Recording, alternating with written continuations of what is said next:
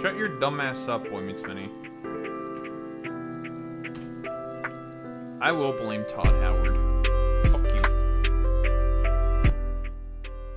Fuck you, Todd, for breaking my damn mods, you son of a bitch.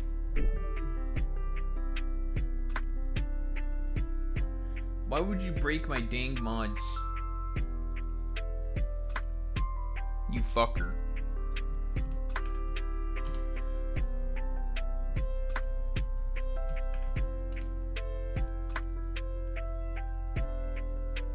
So true.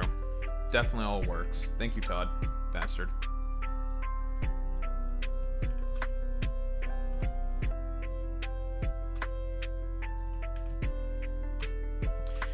God damn it. Fucking literally. Okay. You want to know the worst part about it? I'm bringing up my face. Also, look who decided to wake up. Although you're going to go back to sleep, I'm pretty sure. I didn't clean her fucking bowl. God damn it.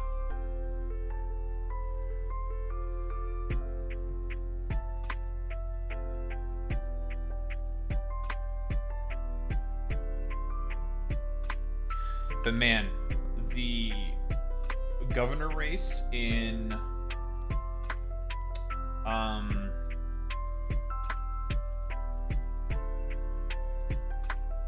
it's very close.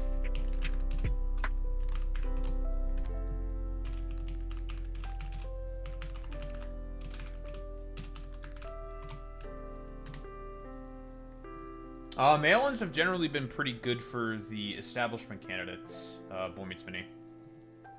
Although, honestly, what may be something that's happening, I think in this race in particular, is that a lot of progressives may have been staying home. I saw that take, and I kind of agreed with it. A lot of progressives may be staying at home because of how good her polling was. And it's just like, guys, don't do this.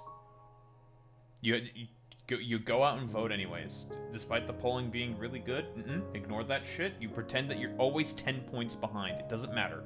Period, end of story. Always pretend you're 10 points behind.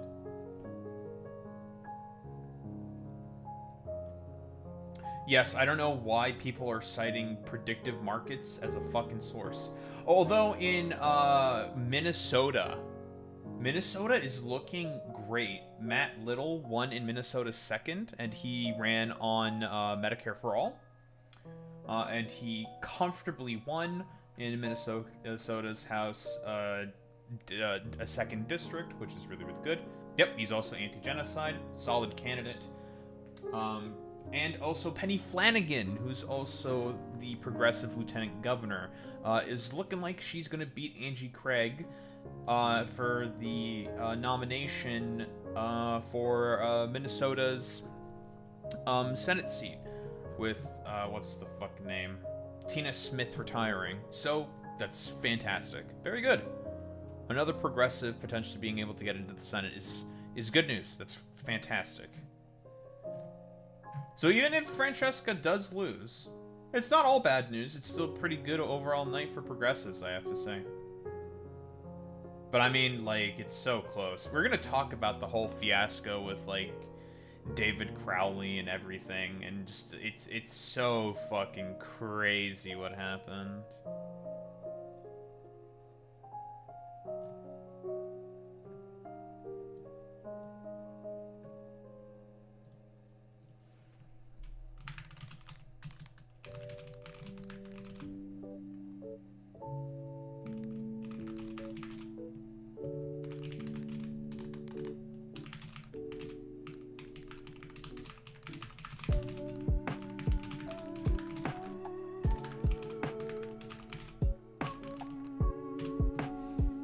Ilhan won as well. I mean, that's going to be expected. Subsane. New thumbnail, 1 to 10. It's good. The I Heart Nick is funny. They kill kids, kill the kids. That shit, it's good. The like weird two-head shit that's coming out, it's good. What's up, Bucks Fate?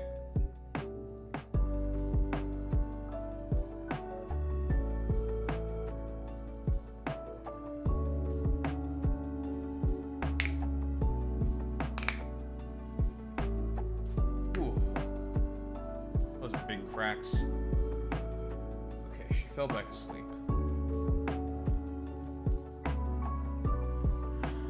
Man, I don't know what to do now. What game do I play? Or do I even play a game? I really hope that the mods update and they do not take a long time with updating these mods. And then, but then again, it's like the same team of modders who are working on these big overhaul mods that currently exist.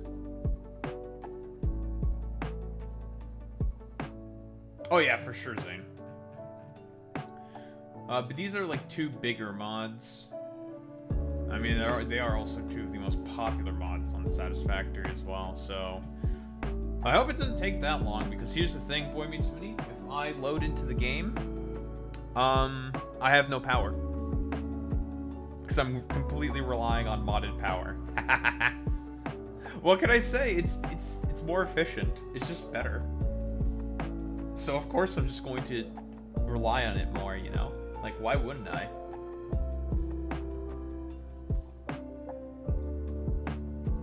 Yeah, we're gonna be probably chilling just for a little bit. I don't really have... I mean, I could just do some Balatro. There is always Balatro. I've not played Balatro in a long time.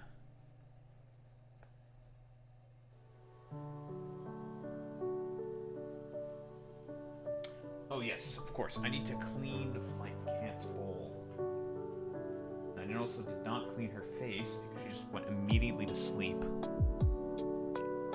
But I'll be right back.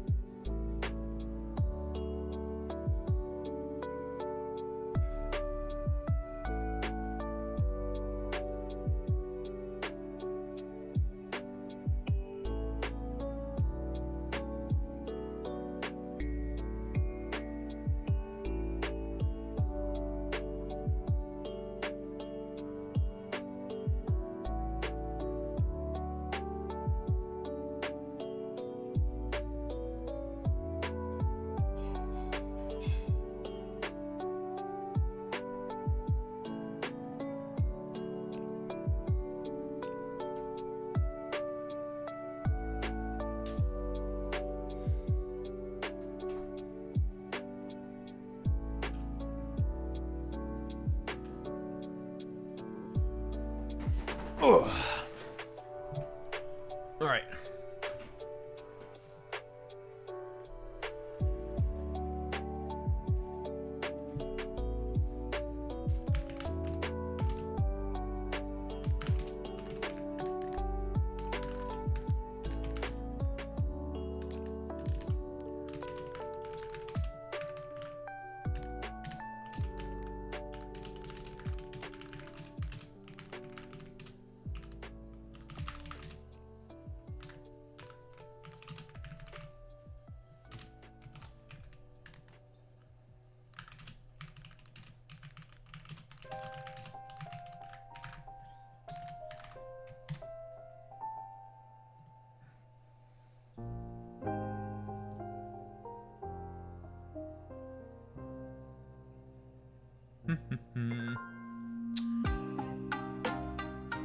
Should I just play some Balatro? Well, Francesca's now back on top. But still, it's too close. She's back on top by about, 160 votes. No, 260 votes. This one's gonna be a nail biter. I'm ready to see all the. I mean, if Francesca does win, all the dumbasses, for example, like Hutch and Wick, are going to blend polling 1,000%. I forgot to grab water. I need to grab some water. You awake, baby girl? You are.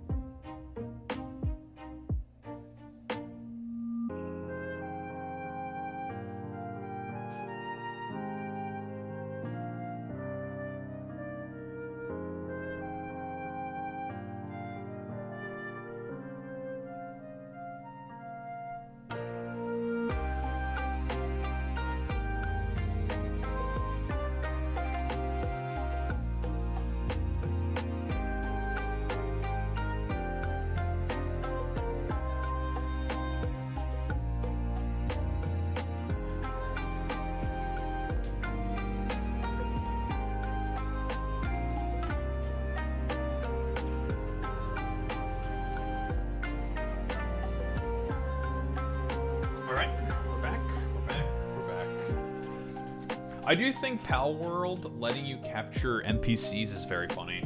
I think that's hilarious, to be honest.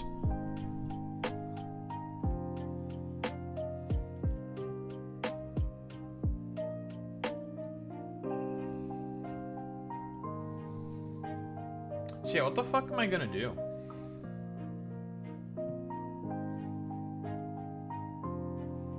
No, you can capture people as well.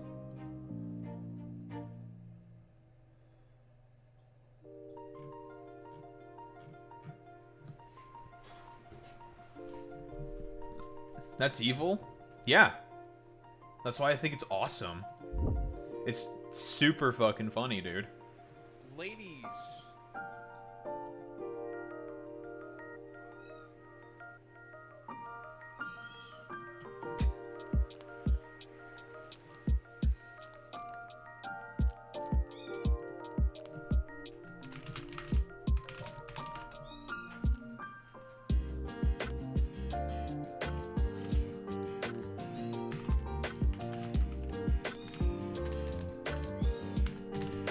Yeah, what you meowing about?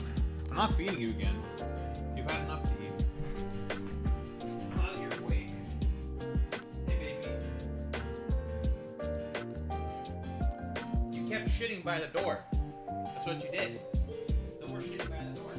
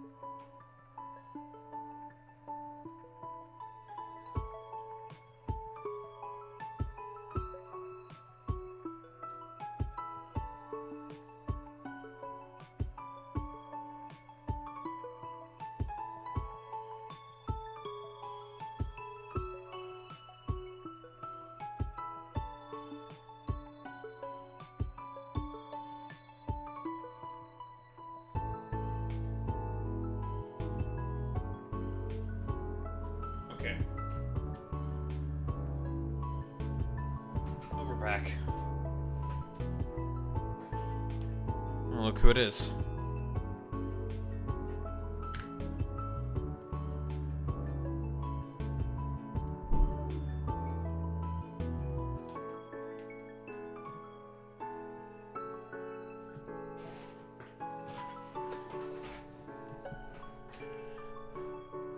DMs. What is this? The Sindara region. Oh, this is the thing you've been talking about in chat. Neat.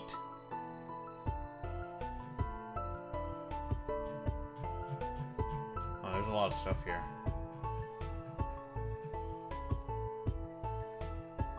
Cool. We did a lot of a thing. Cool.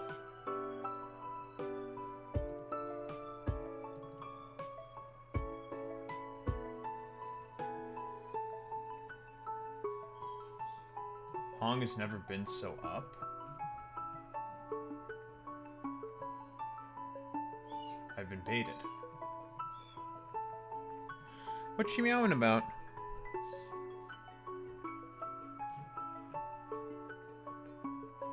Nah, this race is probably going to be called tomorrow morning, if I were to take a bet. Well, since I can't play Satisfactory, which upsets me because I finally finished my turbo fuel setup, set up the transportation of it and everything, what I'm basically doing right now is I'm essentially letting the entirety of my, thank you, 235, logistics network just slow down and die off, because apparently, if you name the truck stations that you basically put into the schedule, those are always going to be intrinsically linked with those particular tractors, which means you have to renaming them doesn't do anything. You have to reset the fucking schedules. And if you know anything about the current transportation network that I have about, oh, how many trucks is it? 20-ish? I think like 20 of them. Or rather, tractors. Although I could use that as an opportunity to replace all of them with trucks. I'm going to do that, actually. Yeah, I'm going to use that as an opportunity to replace all of them with... but I don't have the path set up. Never mind. No, we're just going to stick with the tractors. Replacing that at the scale that we're currently at is too much. And, I mean, just leaving it as, tractors is also okay, I think. I'm going to be honest here.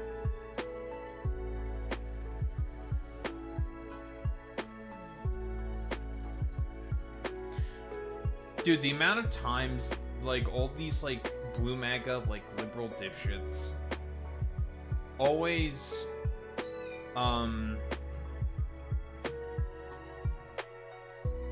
always are, like, being obsessive, I guess, for lack of a better term, about, like, using, political betting odds as resources is very fucking strange. Like, why are we using Polymarket as a source? Like, what are we doing?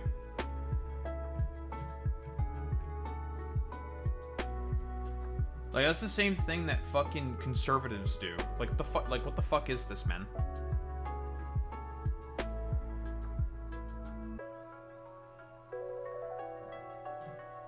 Yeah, Polymarket, Kalshi, they're all fucking dog shit.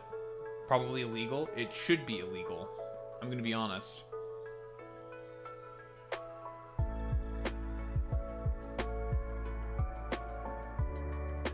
Okay, I'm gonna boot up Balatro.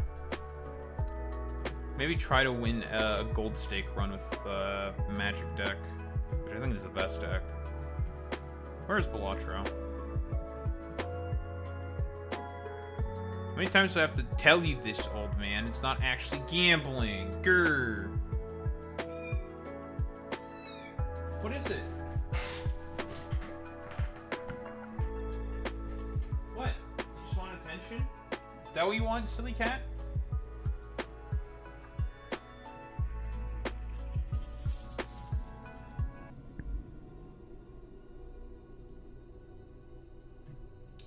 want to just try a few gold stake runs. Come here. What do you want? Yeah. I got you now.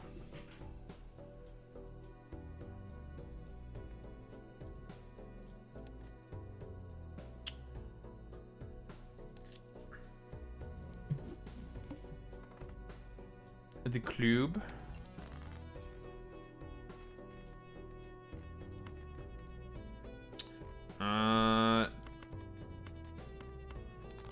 Let's get 1-9, see if I get the full house. I'll chase it. 8s over 5s definitely does not. I think it does not take it. Yeah. That's okay. I think it's 9s over 5s that does take it in one hit. That's a really good voucher.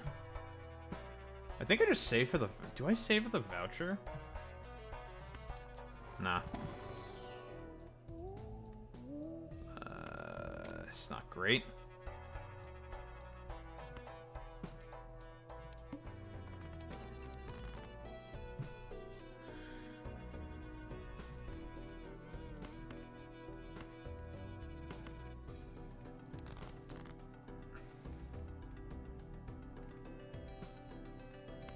See if I can get a 3. What you wiggling about for?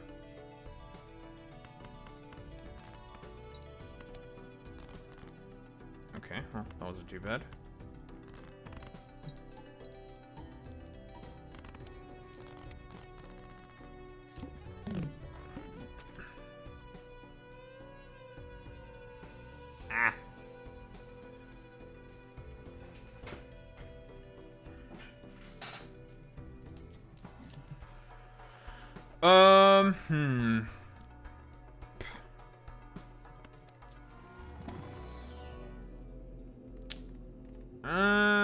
Flush level. I'll go with the 2-pair level.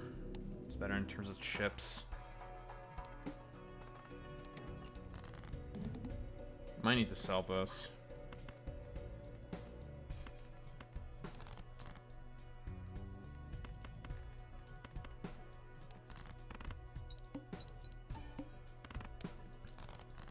That's unfortunate.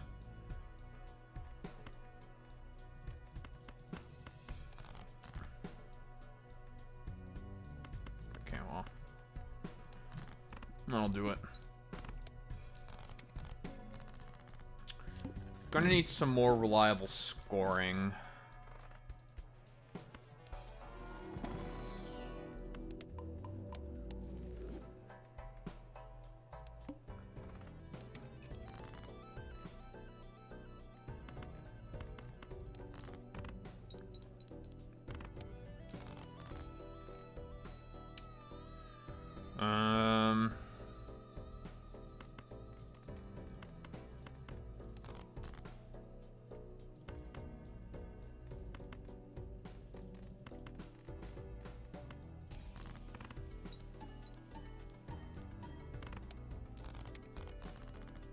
Where'd the cat go?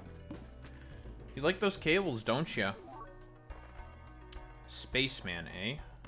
Can I get some money? Death.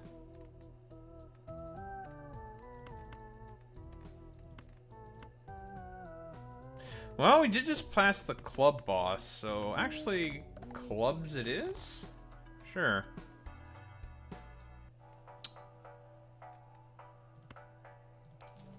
I'll take the risk on this. We're not hexing anything. These are all terrible. God damn, this is awful. We are really not getting much of anything going for us. It's not great.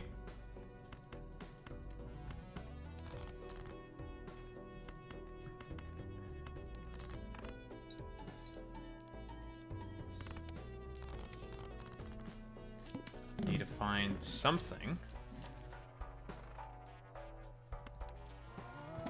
Need some score.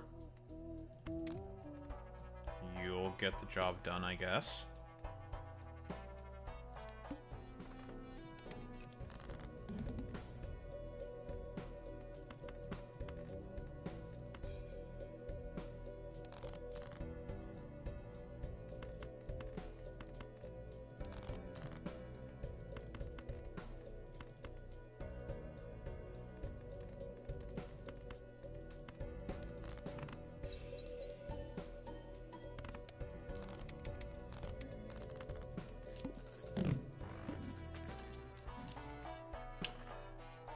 Ooh, okay.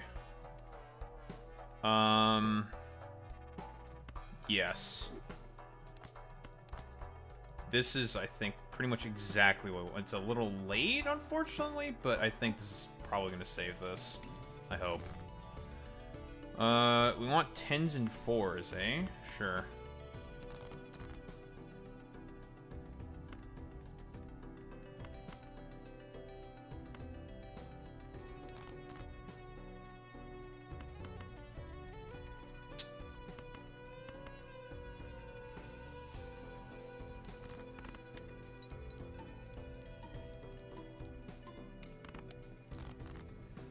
Well, that's why 10-4 fucking sucks, by the way.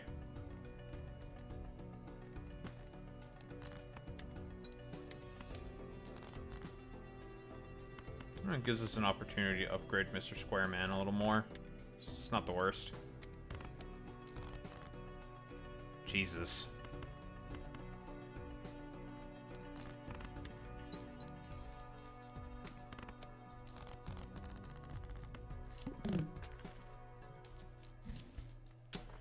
We got no money. Surely Riff Raff will save me. I believe in Riff Raff. I mean, that's pretty good. Since that is the hand that we're playing right now, is 2-pair. We'll be able to get some money.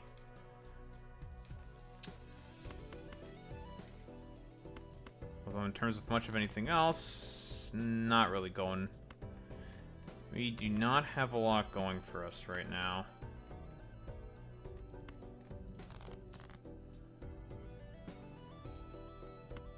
I didn't even fucking get... Jesus. Guys, we're drawing like shit right now.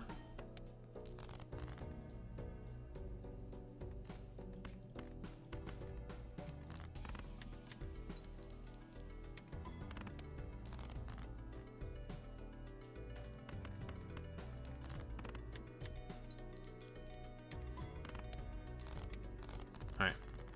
Not bad.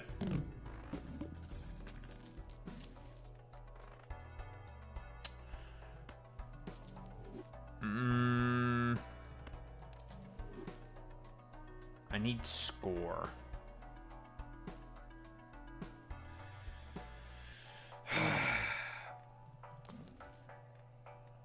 Which is very annoying. Oh, that's a fucking ace. Bro. We are just not drawing all that well.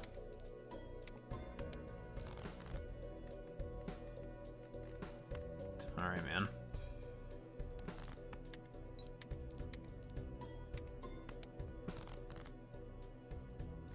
Fucking finally.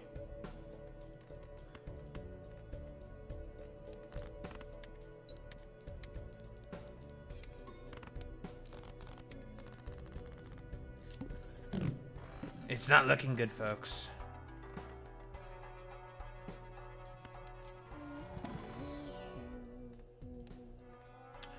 We're probably dead unless we get something useful.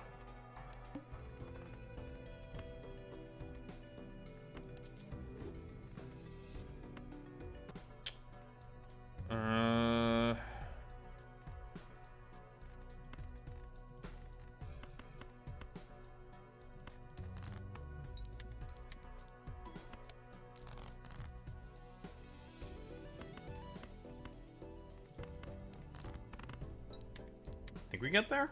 Barely? Yes.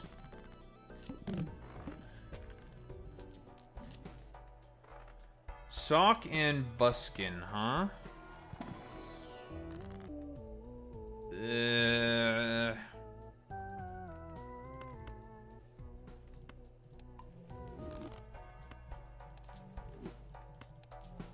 You really do not do anything for me whatsoever. I need score now. These don't do shit for me either.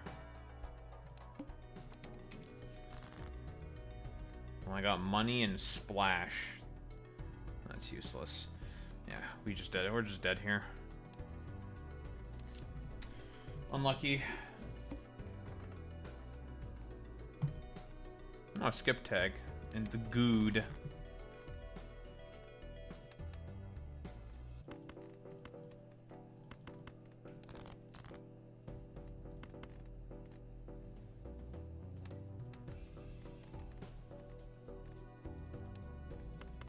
Get the queens, maybe? Never mind, we can just get 4 of a kind. Jesus. Hey, get out of that corner, silly goose. Oh, okay.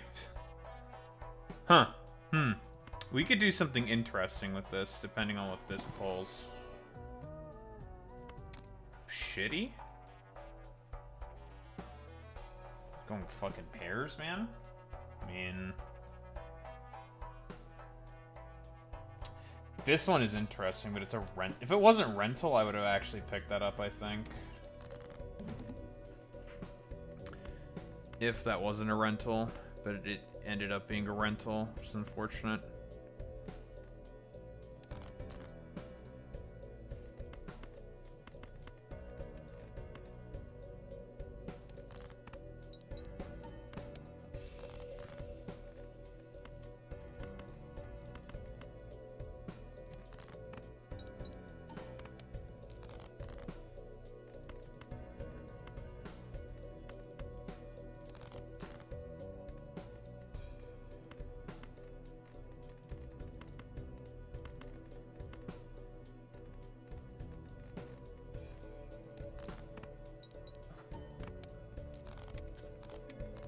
Ugh, no money. But now I have plenty of money. That could be helpful. Give me more money. $1 fucking dollar. Well, I did just get past the good. Turn all these into spades. Sure. Fuck it. I think I might just pull the trigger on this now. Sell this. So I can get a bit more time. Okay. Sure.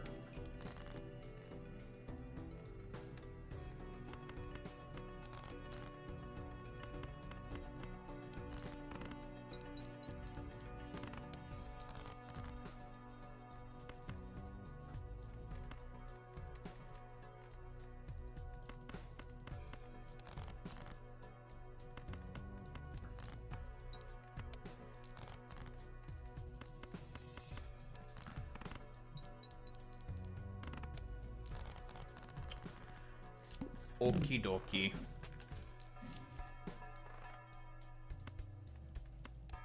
Give me money. I'm selling this at this point. Those are interesting. These are not. These are both pretty shit. I'm not gonna lie.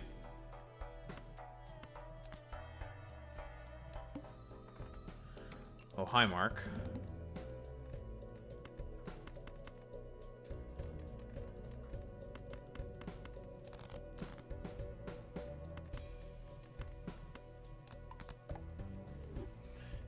Jork in it?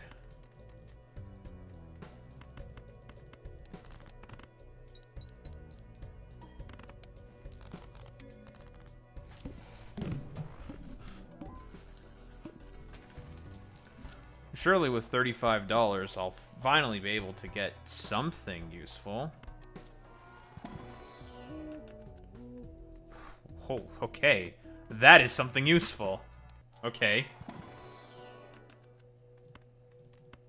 Even this is not that bad. Get like a chat or something. We just got some queens. That is very expensive. The mouth might strengthen some jacks to queens. Get some high card levels.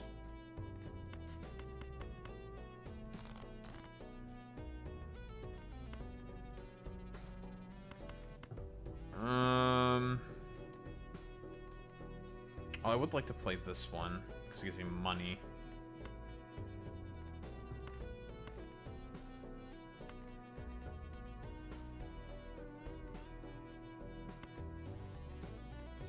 I'll be a little greedy. Didn't think so. It's not bad, though. Sock really wants to be on the team, eh? I might just pick both of those up. It's not bad for the both of them. It's temperance value. Just this.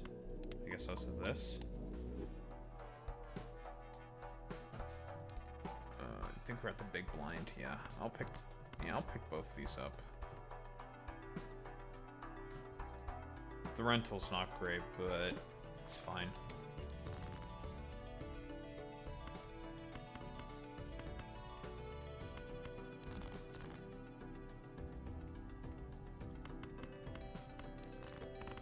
Play this throwaway hand. Okay, 1. Okay. Sure, man. Pants, eh? I want the voucher.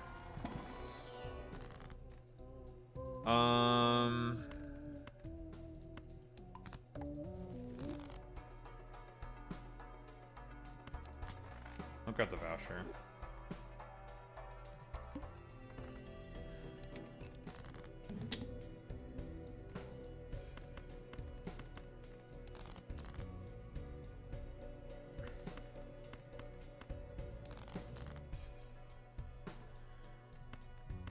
We have not drawn well yet again.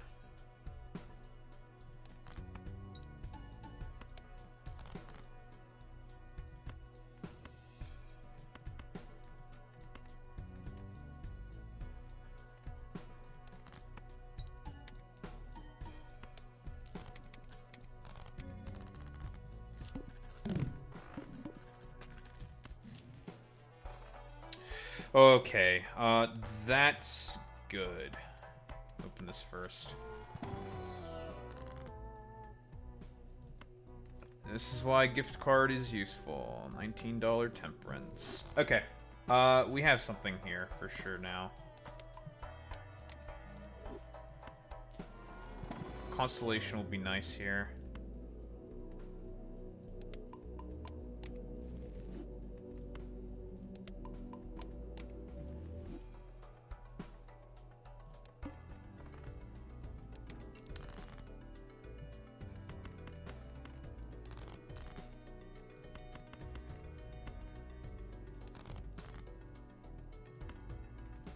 I'm not gonna be greedy with this fucking thing anymore.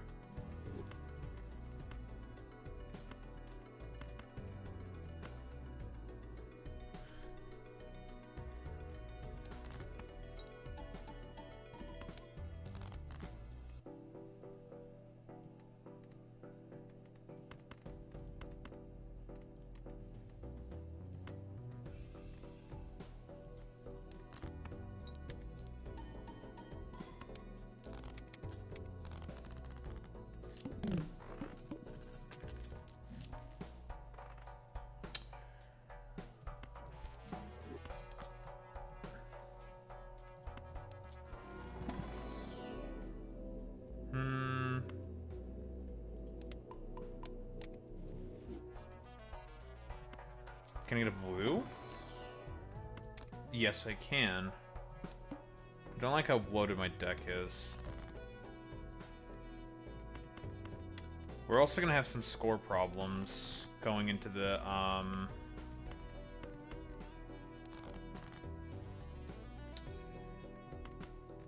going into the needle, because the,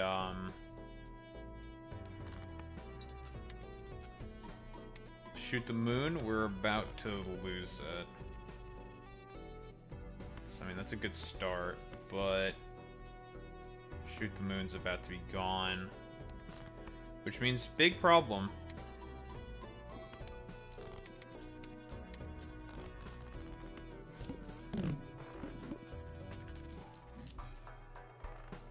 Fist?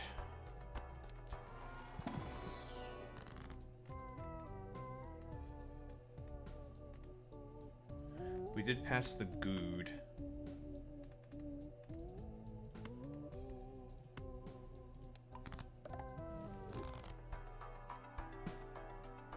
I do want the fist.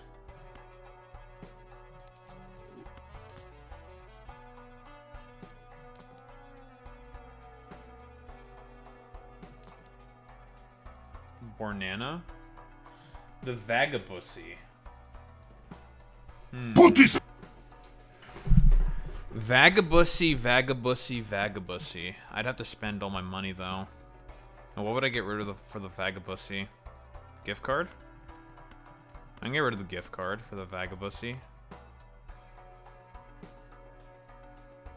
I have to spend all of my money.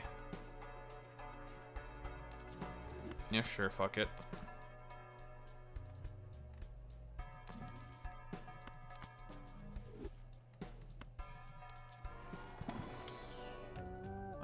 Not grabbing any of those.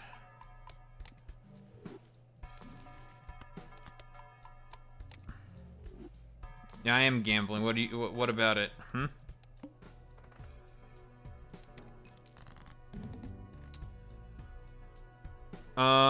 Right. It's the fucking needle. We could very well just very easily die here, I think.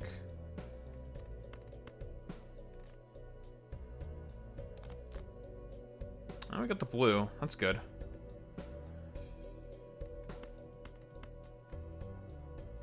Probably want to play a pair. Yeah, we definitely want to play a pair. Probably make it a pair of tens.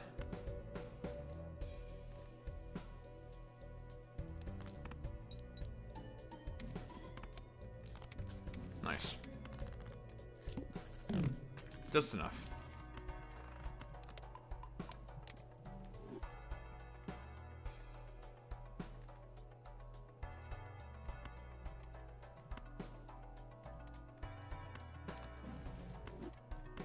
I think we're just gonna go pair mode then, I guess.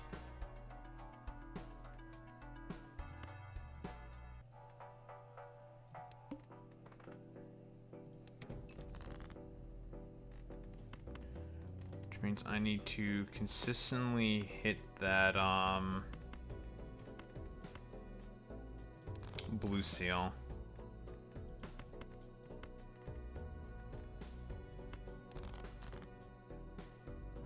None of these the blue seal.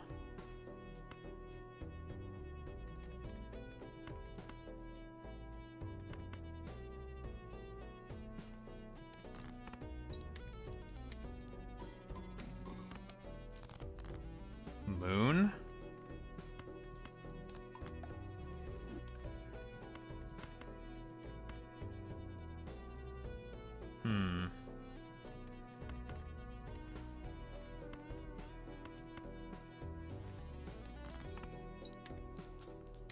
$20?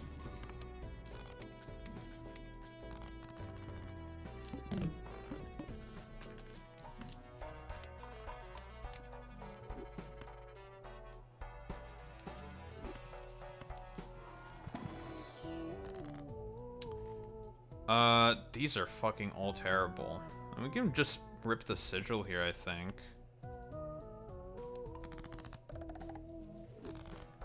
Well, now we have a bunch of diamonds.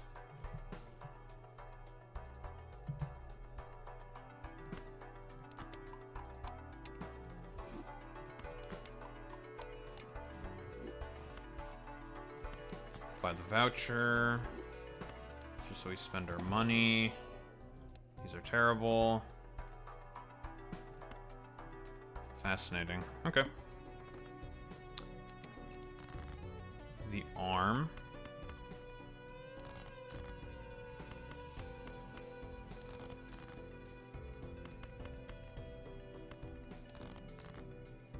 Okay, good. Hit the blue seal.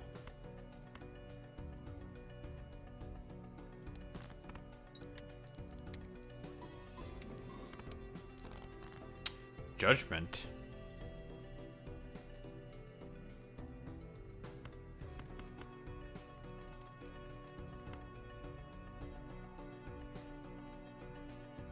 I didn't get the fucking pair. That's unlucky.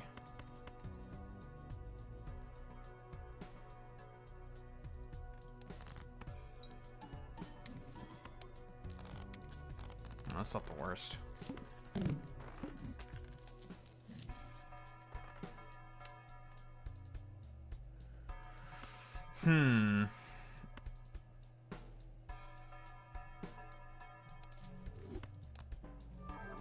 Oh!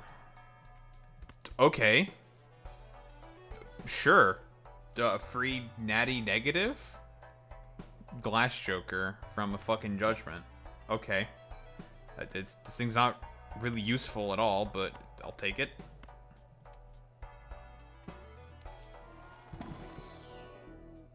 Ugh, God.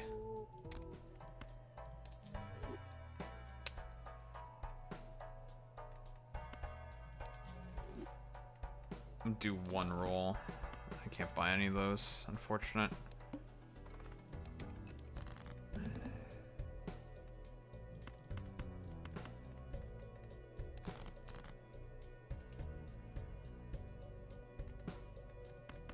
I think we'll just spam some high card levels here.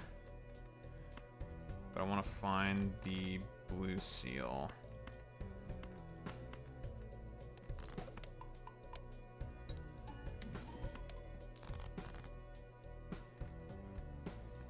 Got the blue seal. That's good.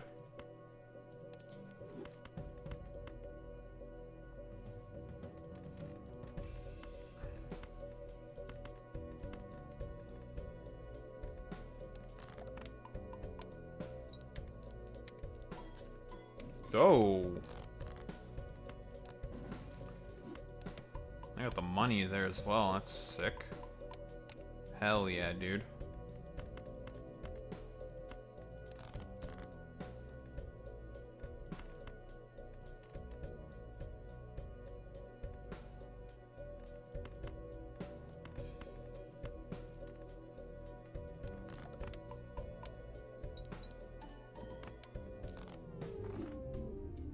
Death.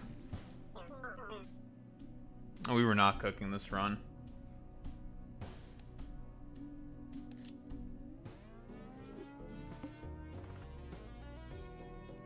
I will win this fucking... I will win a gold stake run. This shit is fucking hard, man. I will win. I believe.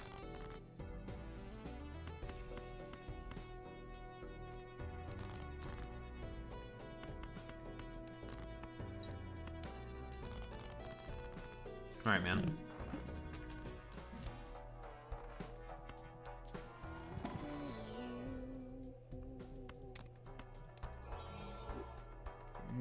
Yeah, that's pretty good.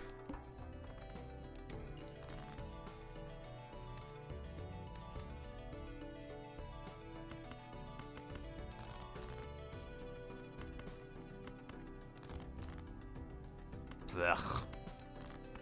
It's okay, then I draw like doo-doo bubkiss. Okay, bro. Where's the clubs, man? Jesus. Okay, I think I just die. Awesome. I don't think this is enough.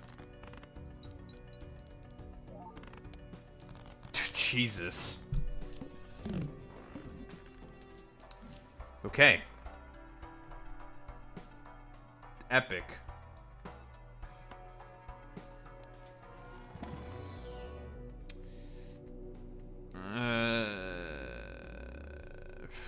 I need some scoring, man. These planets suck balls.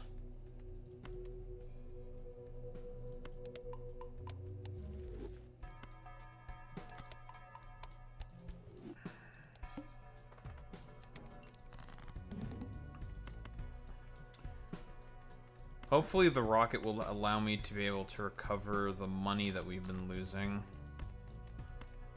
That's the hope, at least.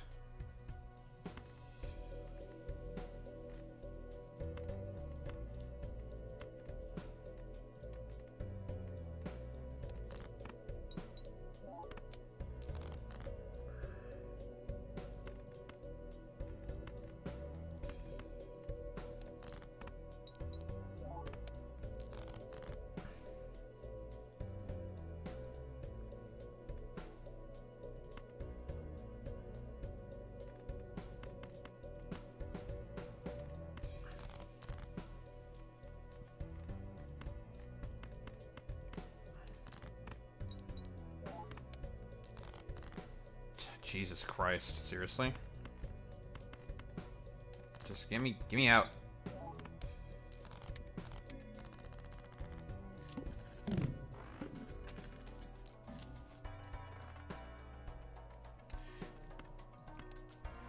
Give me an immolate.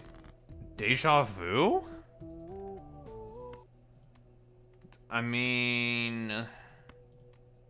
Okay. This is... I'm in a really terrible spot right now.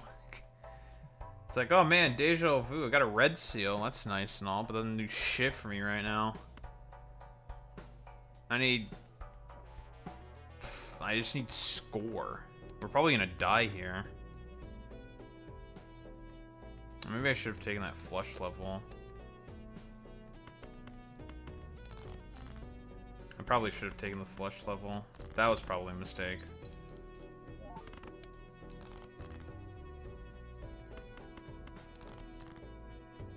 Sir, he's playing flushes on a non-fucking checker deck run. What the heck? Bros, it's kind of looking wallahi fucking cooked, bros. I didn't fucking hit the flush. That's incredible. My draws have just been fucking terrible. Oh, we made it through. Just barely.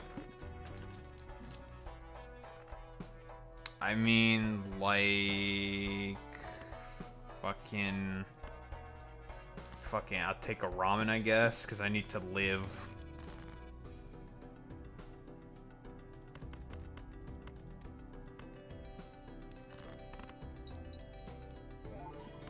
Ramen, am I right, fellas?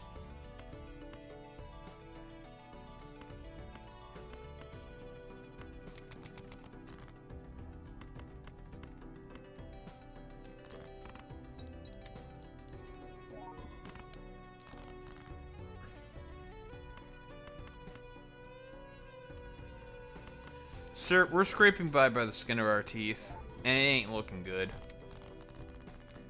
You don't have to tell me. Ay, papi. I need some kind of flat malt. No discards kind of sucks balls. In fact, it sucks pretty hard balls. At least the ramen's not going to get depreciated. Oh, thank you. Thanks, Misprint. Oh, Misprint was a hit there. I need money. None of this is money. There is no money here.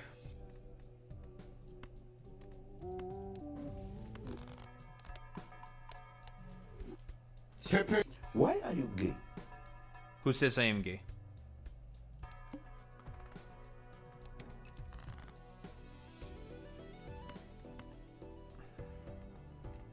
Misprint surely won't fail me, right?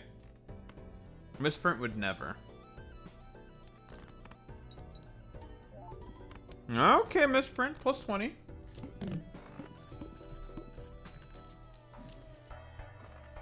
Misprint has been hitting. Do I want the voucher?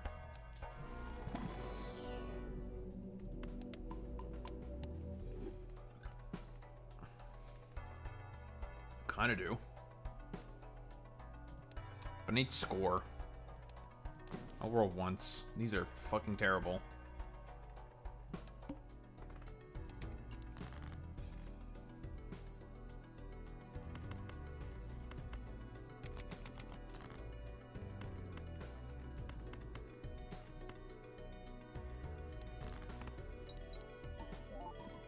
Thank you, Misprint.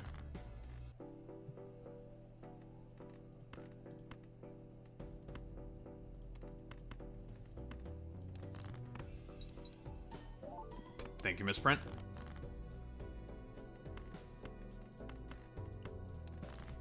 I remember there was like some misprint trick or something, so you could tell the amount of malt that it has. I don't remember how exactly it works though. But apparently some trick exists. Okay, do we do something silly like a gamble on a Wraith? That's a good question.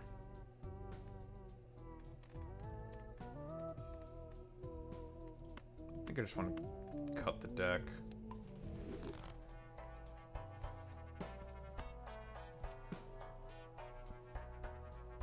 No.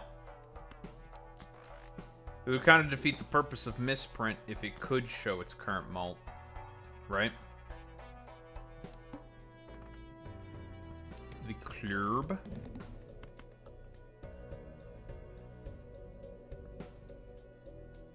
Oh yeah, this is just like the meme. This is just a mod that I have for clarity's sake, mostly.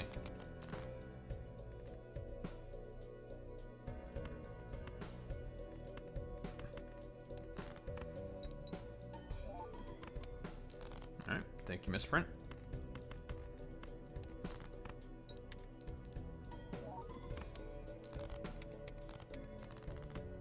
Oh, the ramen's dead.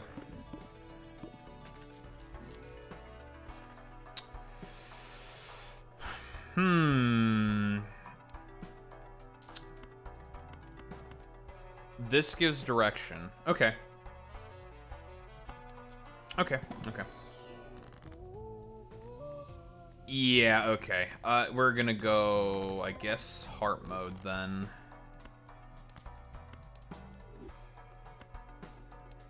Need some flush levels now. Fantastic. Need to find an oops.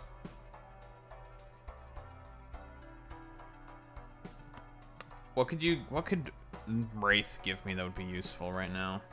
What I need right now is more, like some flat malt chokers or something to complement this fucking thing. Like, this could be oh, hi, the head. I mean, of all the times the head could show up, this is probably technically the best time for it to show up. Just play this throwaway hand.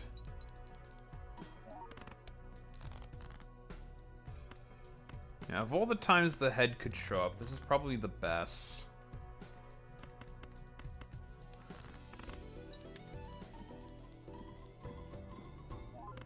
Above average.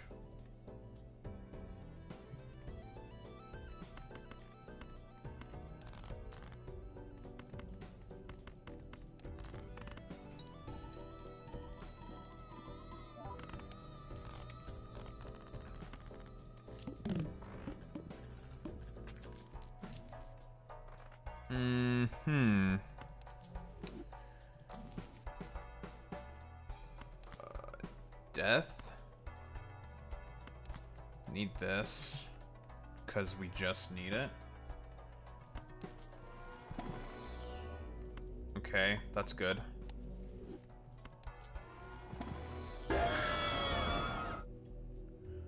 FM Masochist with a rate of 3 people. I appreciate that, bud. What's up? Now, welcome in, Raiders. How's it going? We're playing a little bit of Gold Stake Bell Atro right now, and then we're probably going to yap about stuff. Mostly because of the fact that Satisfactory updated, so I can't play Satisfactory because it's modded. I'm not happy about it. But yes, exclamation mark YouTube. Subscribe to Lay YouTube. I appreciate the raid. Thank you very much, bud. What could Wraith give me? Oh! Lovely. Well, I appreciate that as always, Zane. Oh! Okay. I was just like, give me the blueprint or something, like at the back of my mind. And that's easily the best hit. Yeah, I noticed. Thank you, a Full Metal Masochists. I appreciate that, bud. Alright, now I need to get some money. We still have to contend with the head. The head is a bit of a problem. We are absolutely not out of the woodwork yet, by the way. I want to copy that red seal.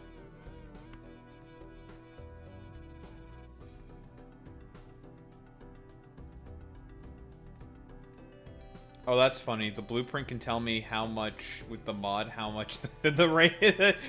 Oh, that's for raised fist. I thought it was misprint for a second. I was about to be like, ha! That's funny.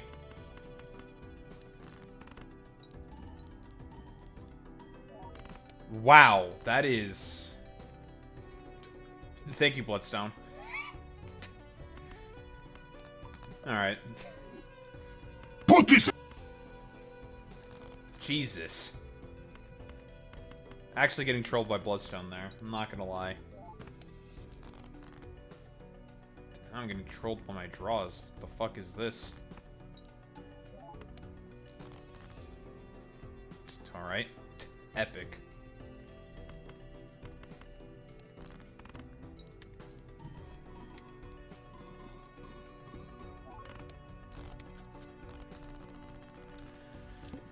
Well, I'm poor. How am I going to beat the fucking...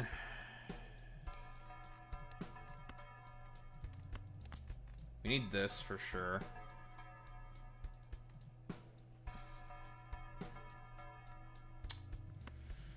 Okay, so Bloodstone is basically useless. I need to basically sell out of these things as soon as possible because I cannot afford to pay this much interest. Primaries, Lauren Boebert's son is a pedophile, which is very funny because she bragged about like 3 years ago about being a grandma at like 36, and I'm just like, yeah, her 18-year-old son I think like knocked up a 16-year-old. It's just like, that's not a, but buddy, that's not a good thing. Yeah, the math is not mathin', and what else? Primaries, obviously, and I think some John Fetterman clip we're going to go over as well. God, the race is still so close between Francesca and David Crowley. It's now a 3,000 point gap, or vote gap, between Francesca and David Crowley. Or David Crowley.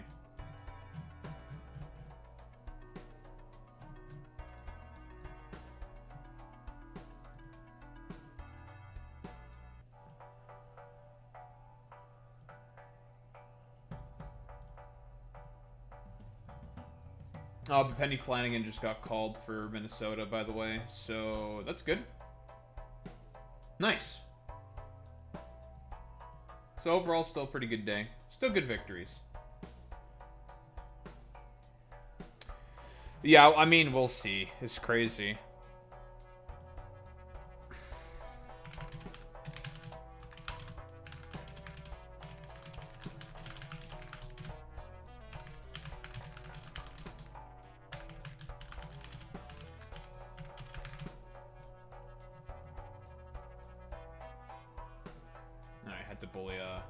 Stupid dumb fuck real quick. We're probably dead here. We are definitely getting killed by the Heed. I think. The Heed is definitely going to kill us, I think. Not I think, I know. I know the Heed's gonna kill us. I didn't even draw flush. Jesus.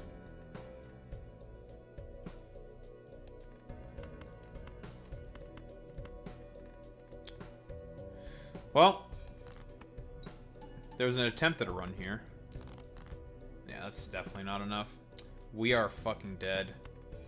This could have been something, but just did not end up working out. Unlucky.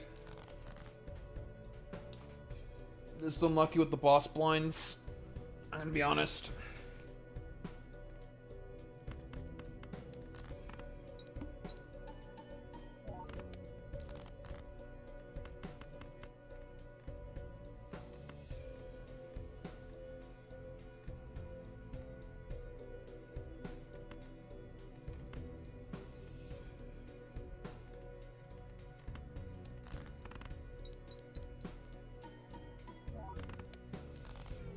Oh, God.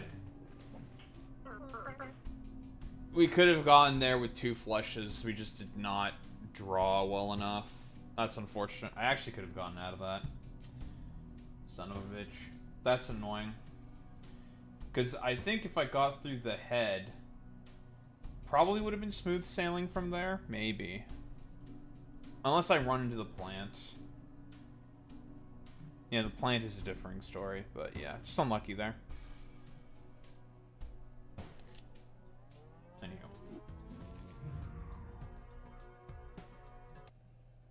Alright. Well, it's time to yap about stuff. Got a bunch of topics to go over, blah, blah, blah, blah, blah. But, man, it's, this fucking race is so close between Francesca Hong and David Crowley.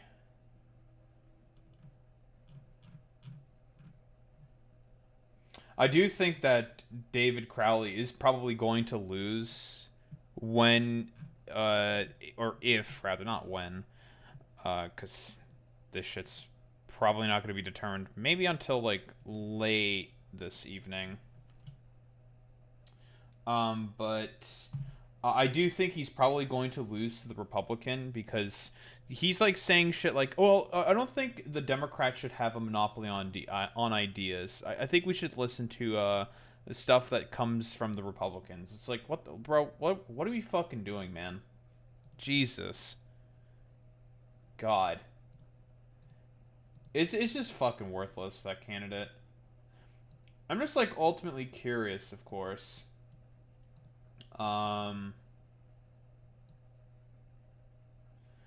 About what may have done it for Francesca, because I highly doubt it's the fucking holiday shit. It's just like, yeah, it's kind of cringe woke 1.0 tier post, but it's like, whatever. Well, more like it's just the problem is that the Democrats always walk to the tune of the fucking Republicans. That's the biggest issue.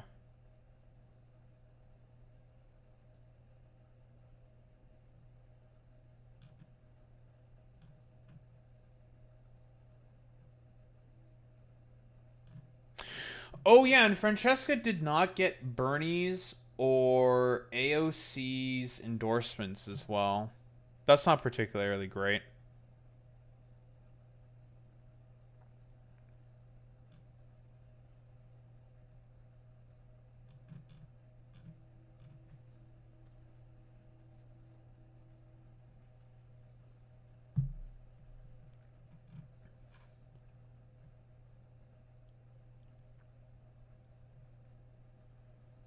But DSA is still getting wins anyways. Another state senate district. Very good. Lack of endorsements probably didn't help with name recognition, which I think hurt her the most, honestly. Yeah, I mean, Bernie, I think, was with the Jons talking about why he did not endorse Francesca, even though he endorsed Troy Jackson. He was just like, well, I don't really know what's going on with that race in particular. I see that there's a lot of Democrats, and I've just not had an opportunity to take a look. And it's just like, okay, I mean, sure, man, whatever.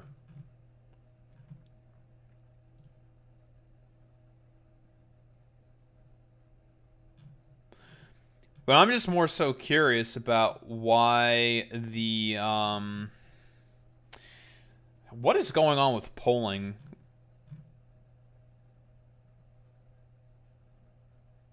Polling is very, very interesting in terms of how it operates. I don't know why it is the way that it is.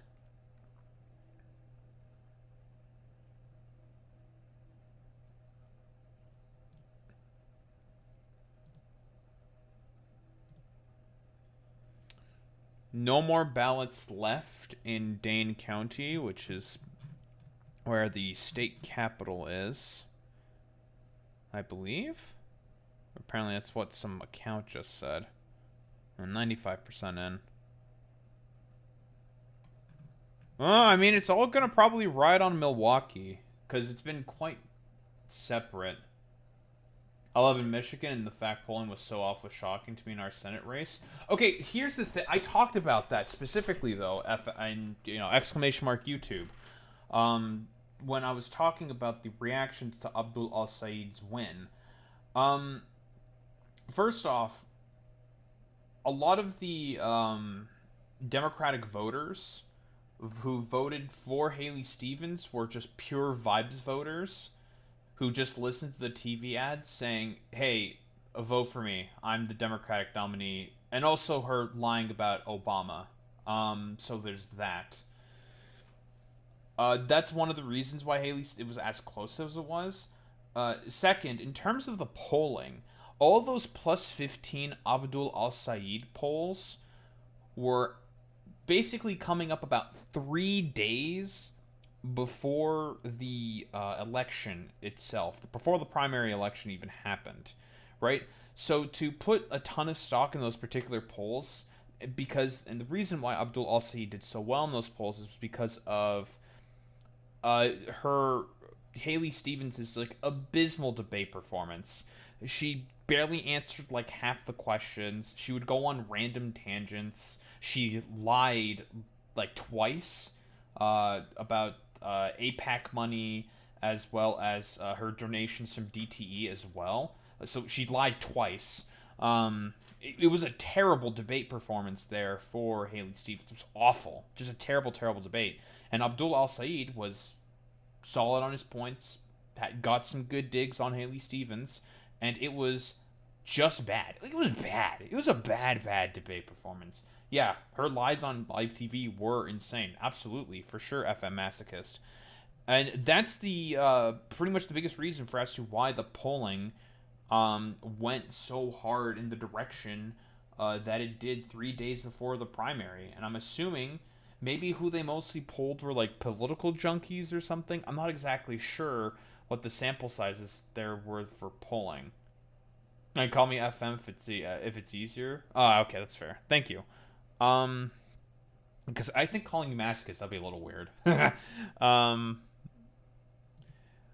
so because all the libs, like specifically like the blue MAGA fucking dumbasses, like Destiny's whole dumb fuck orbit and whatnot, is mostly due to the byproduct, or rather, what they basically did was they were just like trying to dox and harass specifically Mitch Voter, because for whatever reason they thought that Mitch Voter was the main guy who basically sealed the deal for Haley Stevens of all people. And it's just like, bitch, you're gonna fucking blame literally one fucking goddamn one fucking goddamn like one dude on Twitter for the fact that Haley Stevens lost. You're just like, yeah, you're just a fucking idiot, man. You just have to be as like stupid as possible if that's what you think. Very, very fucking dumb.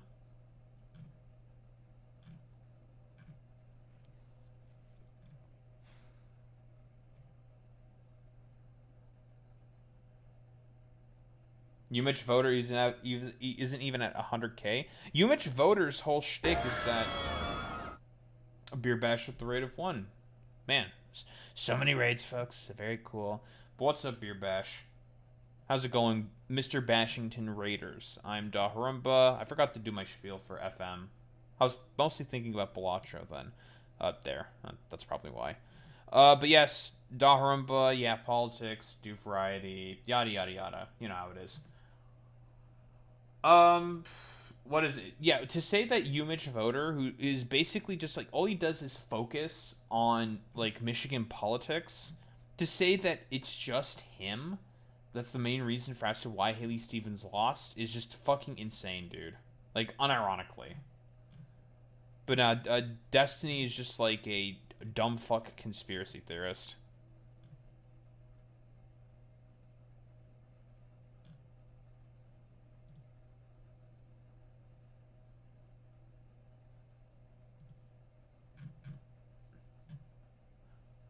Biggest fucking jackass on earth. I mean, that's an understatement.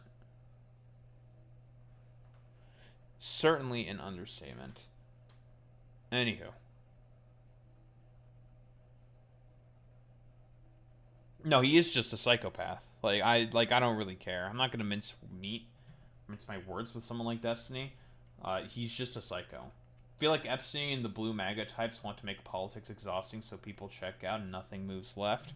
Well, they are the ratchet on the ratchet effect. They will do basically anything possible in order to collaborate with fascists. Because they're collaborationists. I don't really give a shit. Wanting to just constantly fucking left bash for whatever reason is just very strange to me. I have no idea why this is the case.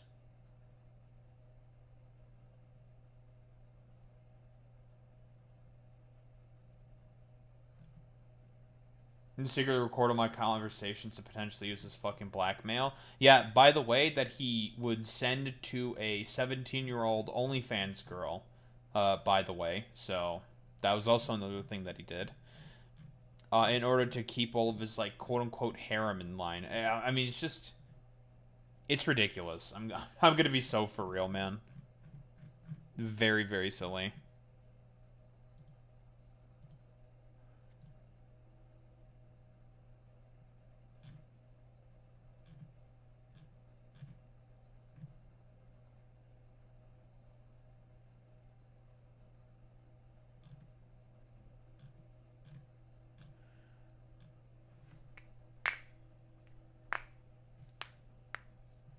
Alright.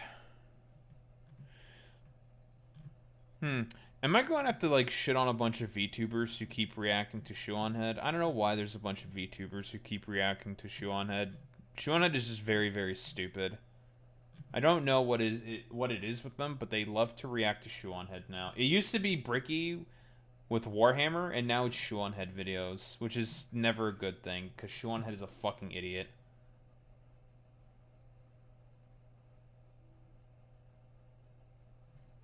Fuck all these lipstick YouTubers and chicken shit Redditors. Fuck this 24/7 internet spew of Discord and VTuber bullshit!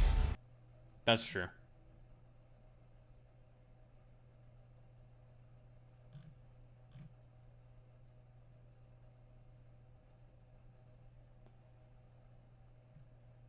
She is a fucking dipshit who's not willing to reflect on anything whatsoever. I also fucking hate Shoe on Head, man. She's so fucking dumb, bro. Alright. It's segment time, though. HRT Asmongold strikes again. You can say that. Completely forgot she existed until today. Her most recent video is just basically showing how she's not willingly reflected or done anything at all whatsoever. And just is the same stupid dumbass saying, like, you know, I'm just going to be a dumb fucking annoying piece of shit, guys. That's what I'm gonna do. I'm just gonna be, like, as stupid as possible in terms of not learning any of my lessons. Look at me, I'm basically the exact same stupid bimbo who is completely in line with her fucking husband's or boyfriend's fucking politics. Because that's basically, Shoe on Head in a nutshell. That's it. The kitten is currently asleep. She do be sleeping, though.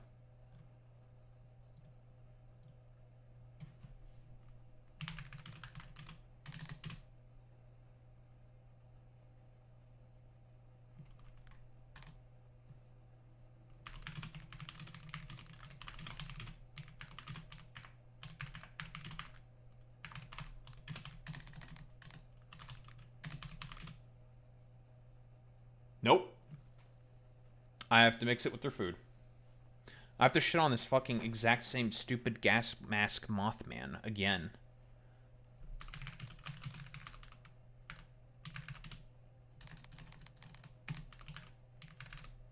We do a little trolling. It's called We Do a Little Trolling.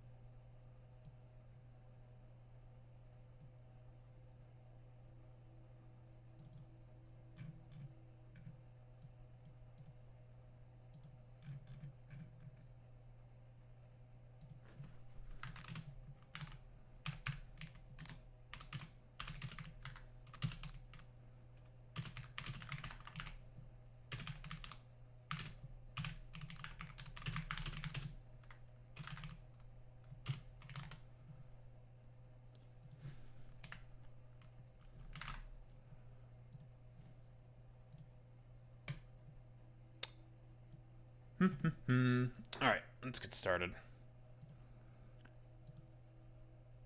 That little fucking 38-year-old who lives in his dad's basement, just sitting around tweeting all day, decided, well, he wants to get into a little bit of a spat now, eh? Okay. If you want the fucking smoke, Grixt, oh, I'm always ready for that fucking smoke, you little bitch. And I will constantly put you down in the metaphorical ground. Rhetorically speaking, of course. Every single time. Mostly because I fucking hate you. Anywho. Let's talk about pedophile.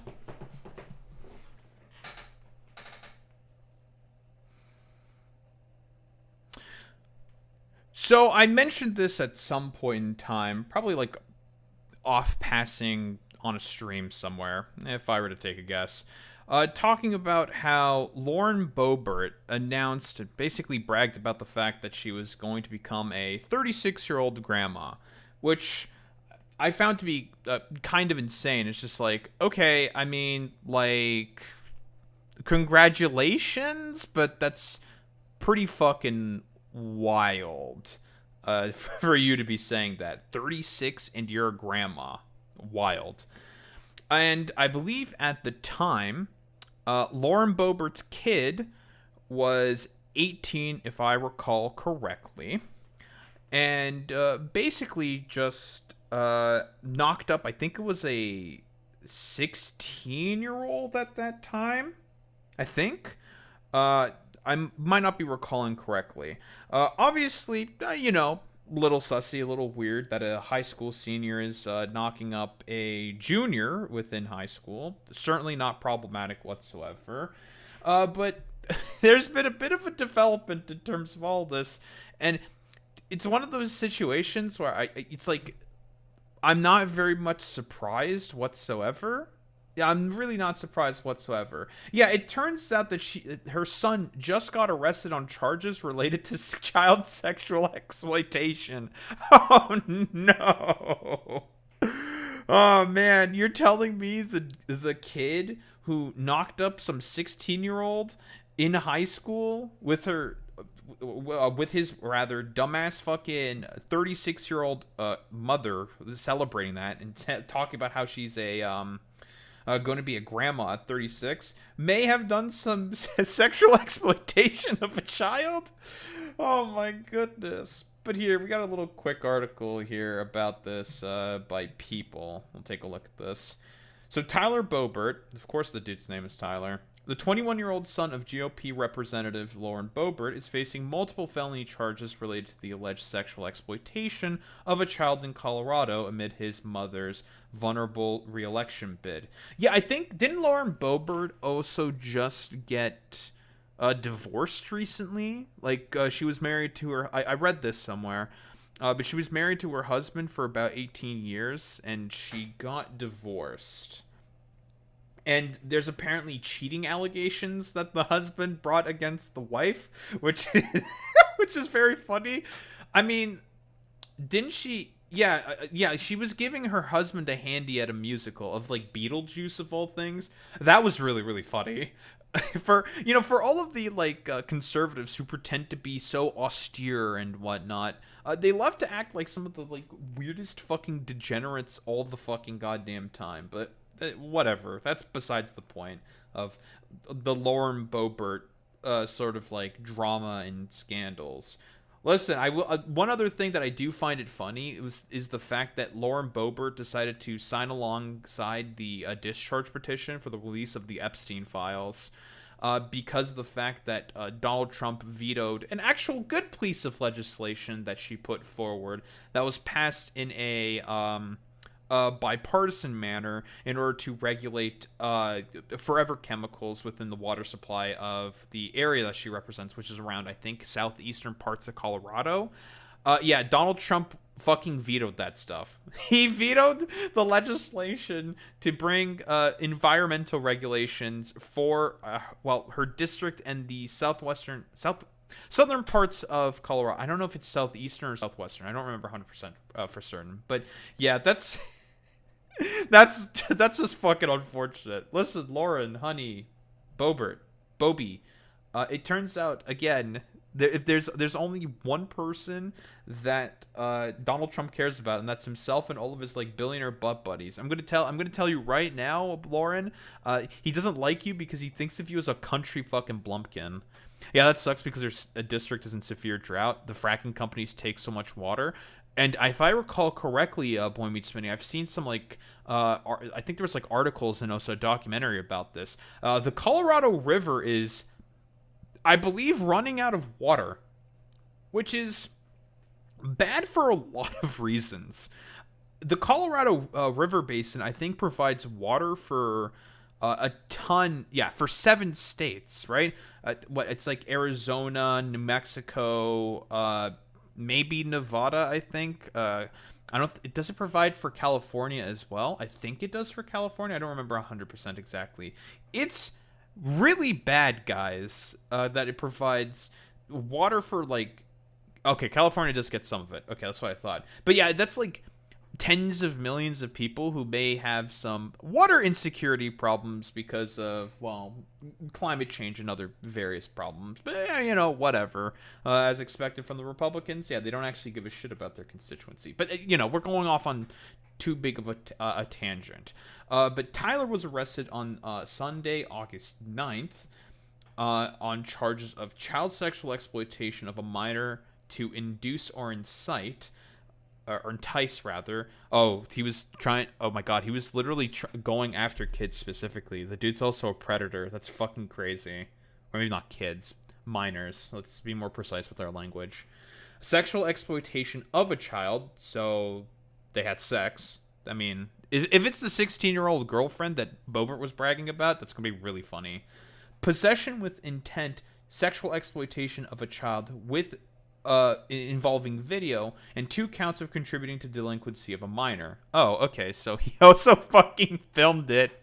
Oh no, dude. Oh no. It's so fucking cooked, bro. According to court records, he was released the same day. He's scheduled to be sentenced in 2 separate cases in September, according to court records. Tyler Boebert, the 21-year-old son of Republican Representative Lauren Boebert, is facing multiple felony charges related to the alleged sexual exploitation of a child in Colorado. Ooh, that means if this gets proven in court, he's going to be behind bars for a very, very long time. Weeks before, he's scheduled to be sentenced in 2 separate cases, according to court records. Tyler was arrested in Garfield County. Oh, this is certainly not a case of the Mondays. On Sunday, August 9th, on charges of child sexual exploitation of a child to induce or entice sexual exploitation of a child, possession with intent to sexual exploitation of a child involving video, and 2 counts of contributing to delinquency of a minor. According to court records obtained by People, the listed office date is January 1st, 2020. Oh. When was Boebert fucking bragging about this? Like early 2023, and this got fucking the court records got obtained. The offense happened about like not even a year later, man. Dude, that's so fucking funny, man. Oh my lord. Oh man. Okay, buddy, that's great, fantastic. His arrest was first reported by Muckrackers. I don't even want to think about what the fuck this website is about. According to court records, an affidavit was filed August 6th. Wait, August 6th when? In 2023? Wait, August 6th when? It has to be 2023, right? If the listed offense date was on January 1st, 2024, or was it this year? I think it was probably this year, right? Because if this was like because it wouldn't make sense with the listed offense date, right? If that was in 2023. But yeah, okay. Jesus. And a warrant based on the affidavit was issued August 7th. His bond was set at $10,000 that same day. The warrant was canceled August 9th for his warrant based on the affidavit. Was it a warrant for his arrest or just to be brought into court? I assume it was for probably to be brought into court. Records reveal that a surety bounty was posted, and Tyler was released the same day as his arrest. His next court appearance is scheduled for Wednesday, August 19th. Tyler, the oldest of Republican Congresswoman's 4 sons, and her ex-husband's Jason Boebert, is also scheduled to be sentenced in Weld County on September 4th in connection to a 2025 child abuse case after pleading guilty to 1 count of negligence without injury and getting a 2nd count dismissed. Wait, there was... Okay, hold on. Is this the same as Wait, is this the same person? Is this the same victim, or is this a separate victim? It has to be the same victim, right? Maybe? I have no idea. I can only speculate. And getting a 2nd count dismissed. According to court records obtained by People, he has a separate sentencing hearing scheduled on September 10th in Garfield County, stemming from a 2024 arrest after a string of vehicle trespasses and property thefts. Jesus Christ. Dude, he's a fucking pedophile. He does petty crime. What is going on here with this guy? He keeps getting arrested. What is happening with my man? Why is he doing all this crime? I'm assuming he's probably like well off. He's in affluent sort of family now. I mean, his mother is a fucking congresswoman. They get paid pretty well. What is going on here? Is it... I'm trying to think. Why is this dude just committing so many crimes? What is happening? Maybe because, I don't know, like, of how, like, a criminal the Boebert family is or something? So as a result, their progeny are now criminals or something? You know how fucking conservatives are constantly like, oh yeah, dude, all the migrants are going to be doing a bunch of crime in the larval state or whatever the fuck the Asmongold morons are basically saying that as a byproduct of children crossing over the border in the South specifically, they're basically having crime being incubated into them at a very, very early age, or I guess in reference to Ceuta, Spain, which mostly had young men going over the border. Whatever. It's a nonsensical sort of like conspiracy theory to begin with anyway. But yeah, the idea that there's like crime being instilled in a larval state for children when they don't have an understanding of what borders or the law is very fucking silly. But that's besides the point. I guess that seems to be happening more with conservative families or something. It's very, very weird. His latest legal troubles come after as his mother's reelection bid in Colorado's 4th congressional district looks increasingly vulnerable. She's had some close scrapes before, right? She's had a bunch. Is Colorado primaries currently happening? When are those? I'm not sure when those are. It's a little interesting. I mean, she's had some close scrapes. Like, she unironically had to get moved to a more red district as a byproduct of her being too vulnerable in her current district because it was looking like she might lose, which is very funny. Despite her representing a solidly Republican district, the 39-year-old congresswoman faces a challenge from Democrat Eileen Lobicher, a recently retired Navy veteran. Tyler could not immediately be reached for comment. People has also sought comment from Lauren's spokesperson. Right. They happened already, but not for her district. Oh, it's probably because of the fact that she got moved there and like the timing's like all weird or something. Whatever. I don't think it necessarily matters. But yeah, I mean, like, this is kind of fucking wild that it turns out, celebrating the fact that you become a 36-year-old grandma when your 18-year-old, I think it was a 16-year-old, the 18-year-old son knocked up in order to become a fucking grandmother. Insane, by the way, but whatever. Is now apparently like a wretched little fucking criminal who's done like multiple instances of petty crime and is now apparently a pedophile. This is... Dude, this is fucking insane. It is one of those things where it's just like, yeah, it happened. I'm not surprised that it did. This is fucking crazy. Wild.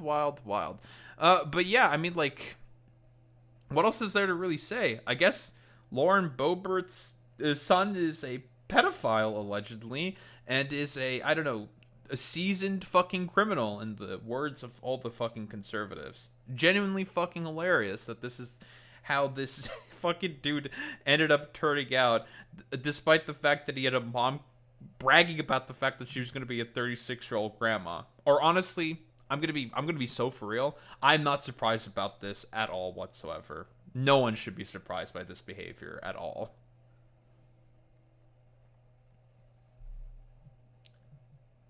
Very funny. Yeah, he does look like a light version of Chud the Builder. That's actually true. Yeah, very, very putis behavior. I definitely can agree with that. Very putis.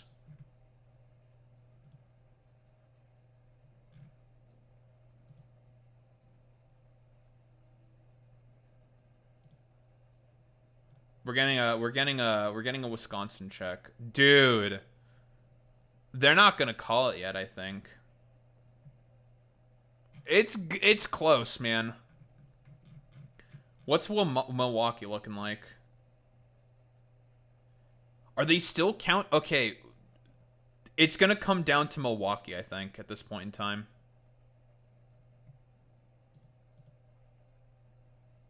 It's gonna come down to Milwaukee. That's what's gonna happen. Whoever wins Milwaukee wins this primary race. This is crazy. What a fucking race. But it's okay. We still got massive fucking W's. Dude, 20 fucking points. Woof! That's some Assad numbers right there. Okay, that's not Assad numbers. Although, fun fact about Assad, he got sentenced to death. That's really funny. And Matt Little as well. We got two fucking pretty solid candidates. Wait, Boy Meets Mini. What is this? Boy Meets Mini, you have some explaining to do. Yeah, related? Question mark?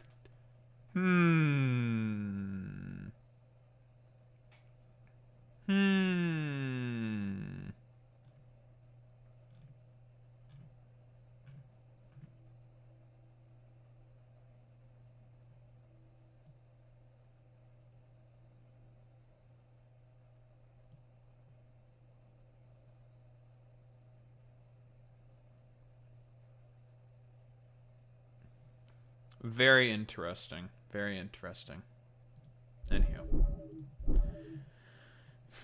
Let's talk about an ogre. It's the Battle of the Jons.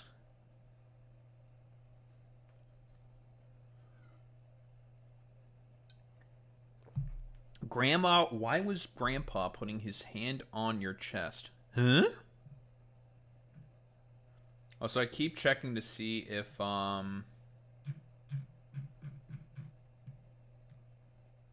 Satisfactory updated. My mods have still not updated. Not happy about this. Because god damn it, I finally, you know, my logistics system is now all good. God damn it. Let's talk about butter sausage. Huh? Yeah, probably. Well, see, the thing is with the two mods Boy Meets Mini is that it's, one of them is like a separate creator. Oh yeah, I already mentioned that. Yeah, I mentioned that already. Yeah, she was giving a handy to her fucking husband in a theater. That was really funny. It's like, oh god, fuck, what the fuck? That's wild. This is crazy.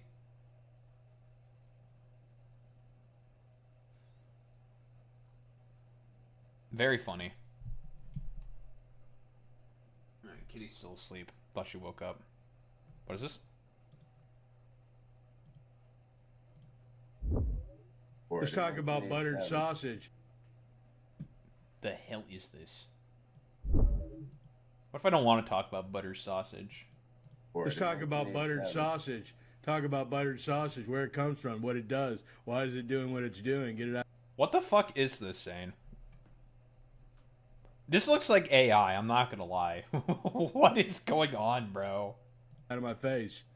What about buttered sausage? Uh-huh. That's not your jam. It's not your thing. You don't like it. It's not my jam. I don't buy jam. I buy honey, and I kiss it on the lips. Wait, is that Gary Busey? Okay. Let's talk about buttered sausage. Okay. I don't know. I have no idea what that was, man. Yeah, buttered sausage. Yeah, sure. I don't know.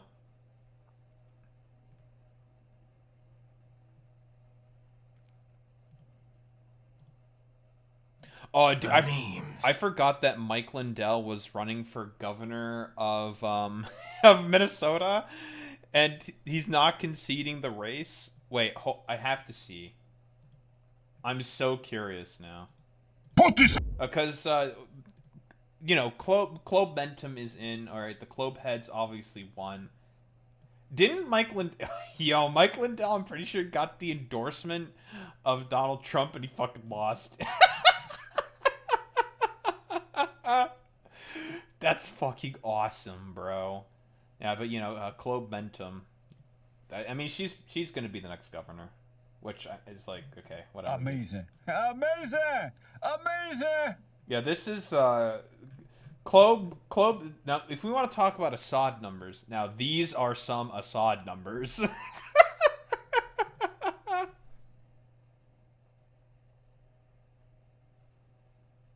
Not even $70 million can make you win. Is that how much Mike Lindell spent on the race? Did he spend $70 million? Or are we talking about Haley Stevens? No, Haley Stevens. Yeah, well. Mike Lindell is still rich. He's still like a millionaire or something. I mean, he has the pillow company. Still. He do be making them pillows. 70 million couldn't even make a dent in Haley's chances. That race was extremely fucking close, and that $70 million certainly helped a lot.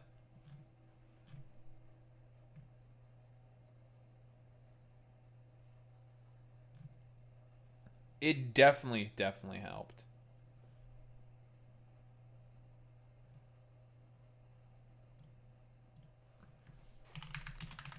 Wait, no, I have to now shit on Tactical Templar.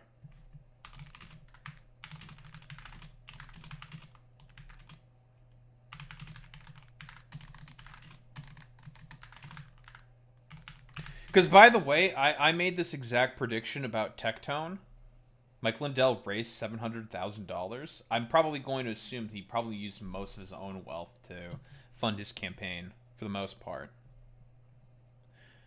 But yeah, so I basically said that don't be surprised if Tectone starts to talk about Kendrick Lamar a lot more, because of the clips that were coming out from Drake basically interacting with his fucking ex-girlfriend on a 20v1 dating show. All of a sudden, Tactical Templar is a really, really big fan of Kendrick Lamar. Oh, it's very interesting.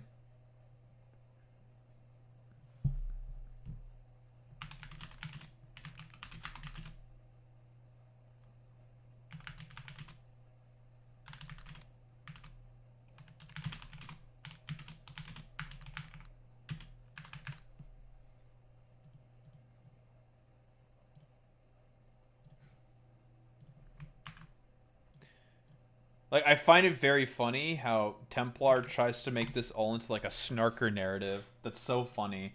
Bro's trying to use snark as a slur. Hilarious. It's like, no, dude. They're just basically making fun of the fact that, that it's very, very, very oddly convenient that all of a sudden a Tectone who has never talked about Kendrick at all on any of his like streams or platforms or whatsoever, all of a sudden becomes a fan of Kendrick when Drake fucking took his fucking girl away from him, I guess, for lack of a better term. And by the way, there was a clip of Tectone saying that he likes Drake. So I mean, like, it's so good, bro.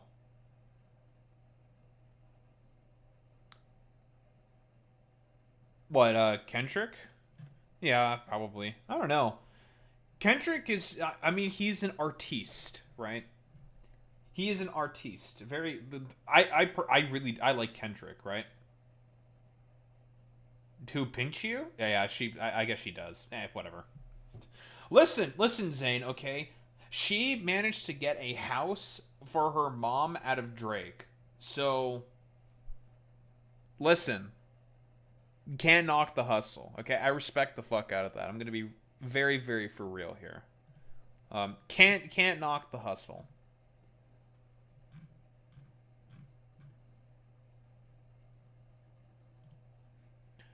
But yeah, now there's like the whole like discourse about what is a real goth or something, and that she's not like a real goth for whatever reason. Although here's the thing. Yeah, the Kaisei House Grind said, true Boy Meets Mini.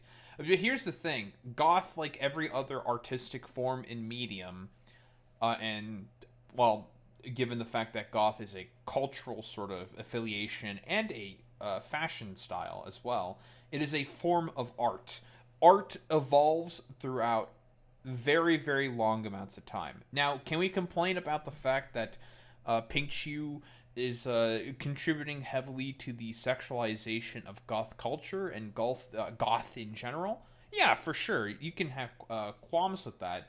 But honestly, we should probably start talking about this sort of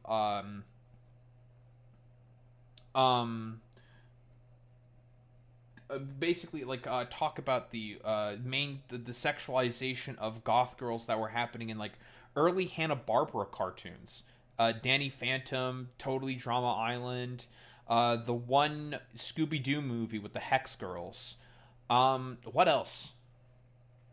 There's other examples. Kim Possible with Shigo. Beat you to it, Zane. There's a couple other examples, but those are the main ones that immediately come to mind. And yeah, I mean, because of that, goth culture started being sexualized heavily, and it got further adapted. Raven from Teen Titans, of course. To be fair, the goth subculture has been heavily sexualized since the first goth music videos in the 80s. That's fair, Armor and Quills. I'm not 100% aware of like the history there, but yeah. I mean, listen, subcultures being sexualized is kind of just like the byproduct of the, you know, quote unquote capitalistic patriarchal system that we're in right now. It just is what it is, right? It's a normal thing for it to basically happen. Or I shouldn't say capitalist, patriarchal. That's really about it. There's always going to be sexualization of certain subgroups and subcultures by a bunch of like weirdo masochistic men. Not masochistic, weirdo men specifically, and the goth subculture it's not really any different. All the like chuds who, for example, who like VTubing specifically are also contending with that as well, and are being incredibly annoying about it.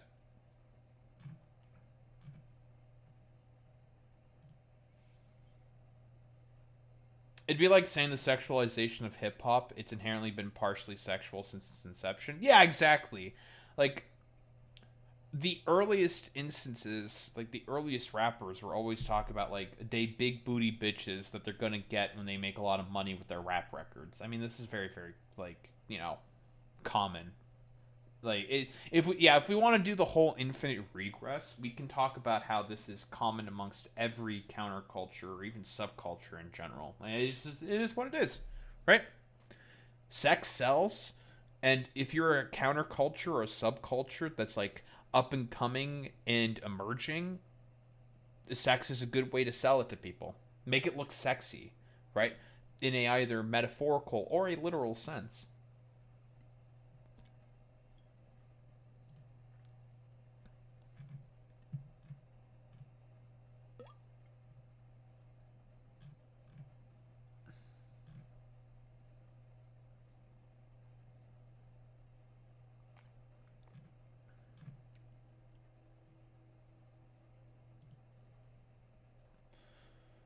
All right.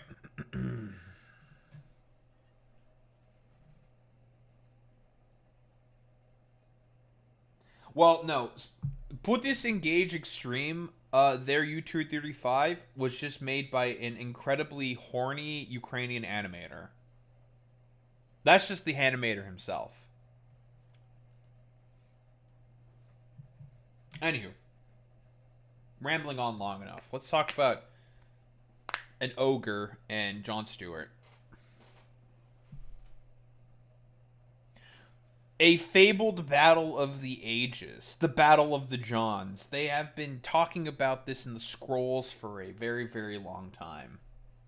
You know, memes aside. Jon Stewart confronting John Fetterman over his Zionist cultism, as is being elucidated here by this poster, as we can clearly see. So, okay, let's just yap about some certain things here real quick. John Fetterman only does interviews with Fox News because he knows that basically every Democrat hates him. Real quick, John Fetterman has had like a historical turn of approval rating, like ever recorded within the history of the United States of America. It was about like 106 points that it flipped from, you know, John Fetterman being like decently popular once he came in. Then he started legislating and saying a bunch of stupid fuck shit about lefties, and basically being a hardcore simp for Israel. And I mean, he's literally said in interviews that he will leave the Democratic Party if they abandon Israel, and that's his quote unquote hard line. It's just like, dog, you're talking about this amongst the Democratic constituency, which is extremely weird for you to mention that, given the fact that Israel is like a 70-80 issue. Like, why are you deciding to be like, I stand with the 20 to 30%? It's just like, well, strategically speaking, that just doesn't make any sense. And, I mean, we can speculate for as to why it is the case, but meh. But I digress. The Jons, they are having a bit of a chat about the fact that it's very strange that John Fetterman is having such support for Israel in comparison to that of the United States of America, which is going through a lot of issues. And again, like, I'm surprised that he's doing an interview with Jon Stewart, of all people, because Jon Stewart, well, I mean, he will push back, right? He'll push back, absolutely. So, I don't know, him doing this is just very strange. You could agree with them 90%, but Israel is the red line. Absolutely. Israel for me. Like, I can't ever turn my back to Israel after where it's at. So, and that, which doesn't make any sense. Okay, so I've talked about this before. The fact that his hard line is Israel, a clearly illiberal country, and he's supposed to be a part of the liberal party within the United States of America, just makes literally zero sense to me, man. It just doesn't make it's just nonsensical to me. Like, strategically speaking, it's just fucking ridiculous, and it's just like, why? Not to mention, again, if we are talking about specifically in terms of the approval rating amongst the Democratic constituency, again, it's like a 70+ issue. So, like, politically speaking, it's just silly. Strategically speaking, it's just silly. And the only thing that people can sort of, like, think of, for example, is just, he has to have something is basically on him. Israel must have something on him or some shit, because, like, it just doesn't make any sense. Stroke left only the love for Israel intact? I guess so, Alex. and I mean no disrespect on this, but that is not our country. You're saying that these candidates may have great ideas for our economy. They may want to do the exact same thing you want to do in terms of getting money out of politics. They may want...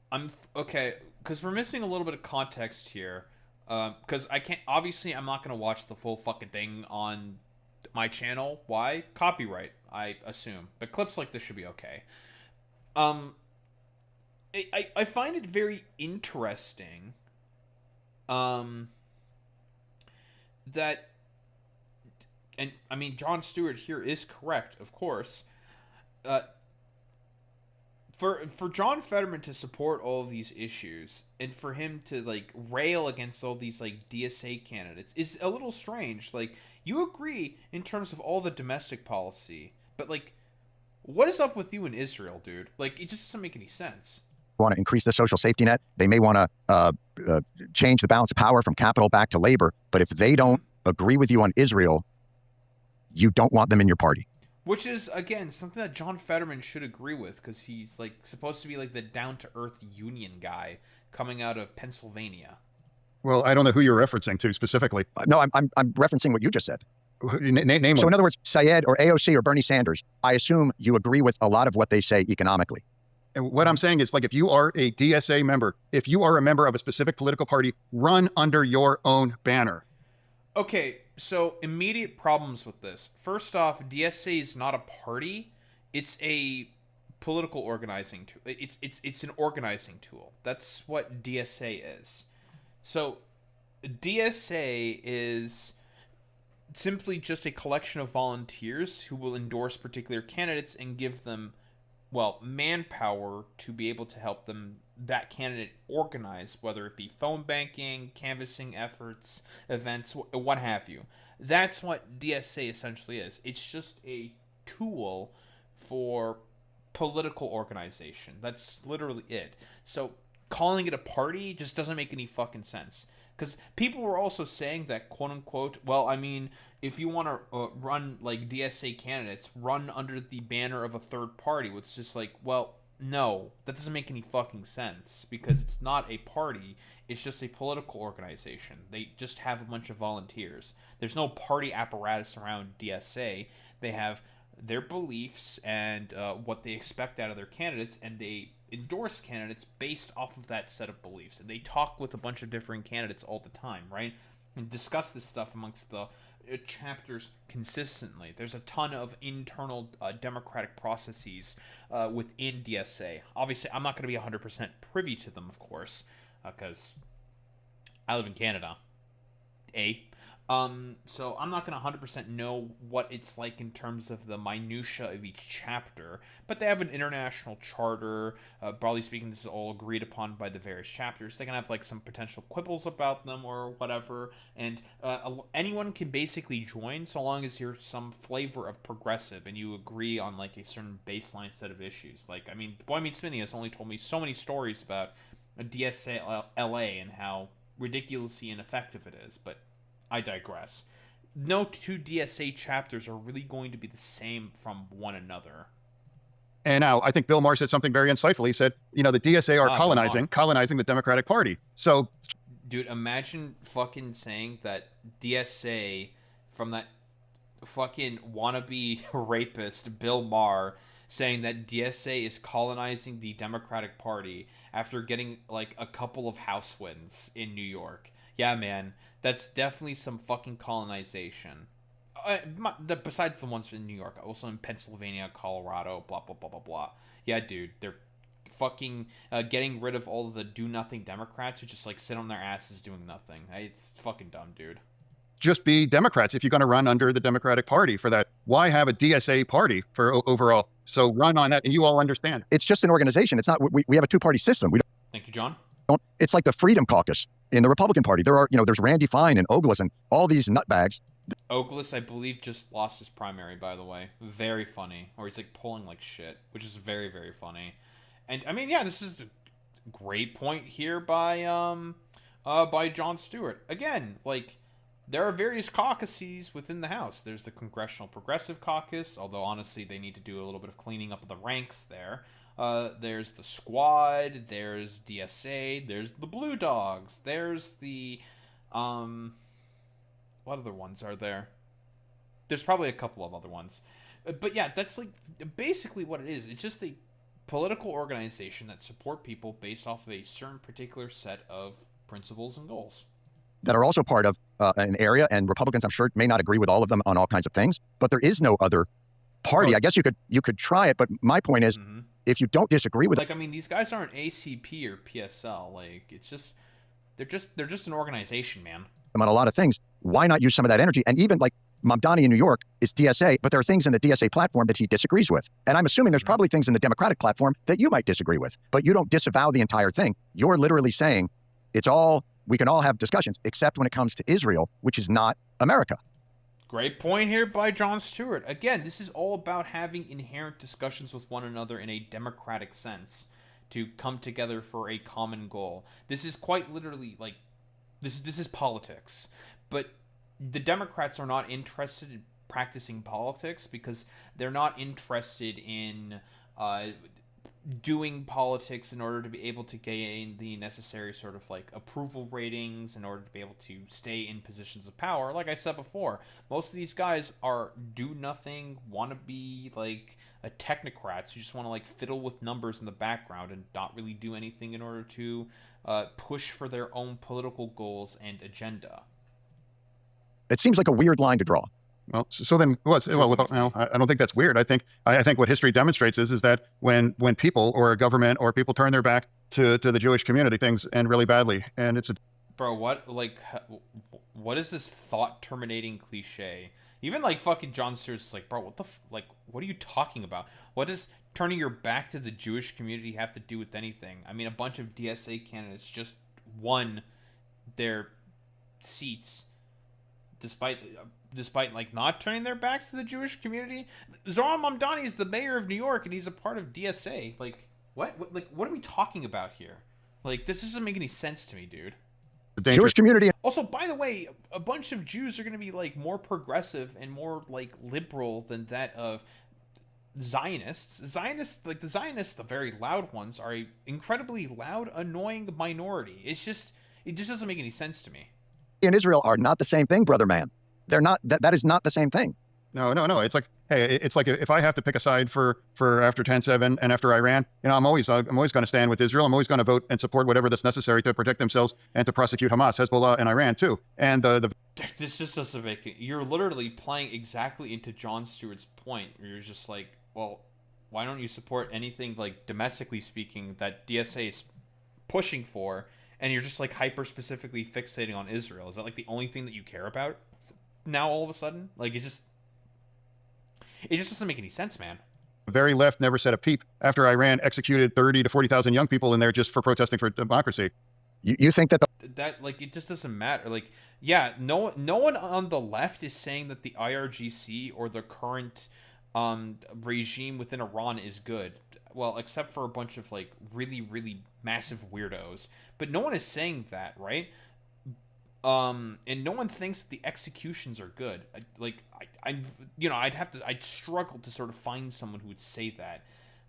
If there were like 30 to 40,000 people that were allegedly killed, that's mostly coming from U.S. state sources, and who really knows if that's the case. Of course, you can't trust the numbers from the Iranians either. So we'll probably never actually know how many people died as a byproduct of the protests. But does that mean you should start bombing the ever-living shit out of Iran because of the IRGC murdering, allegedly, tens of thousands of protesters? That's fucking ridiculous. Like, that doesn't make any sense, dude. the left is pro-Iran, not the country, but the regime? What I'm saying though is like, if anyone in the Democratic Party is fine with Iran building a nuclear bomb, I disagree with that person. That wasn't even like mentioned or brought up. Like, again, the perfect reaction there by Jon Stewart. Like, it's like, what? I didn't even mention that. Like, why are you bringing this up? This doesn't make any sense. Like, just because, again, people are saying actually the war in Iran is kind of bad, that doesn't mean they agree with Iran building a nuke in here. It just doesn't make any sense. But then again, brain broken by Israel or something. I don't know. It's just weird. I think most people are. Again, I think you're caricaturing the issue. But is there anything you would criticize Israel about? No. I can answer that question. No. He will not. He will not answer that at all whatsoever. Very, very cool. But here, I guess in terms of Comrade Jon Stewart, well, okay. I'm saying that a little bit surreptitiously, mostly as a joke, as a bit of a jest, of course.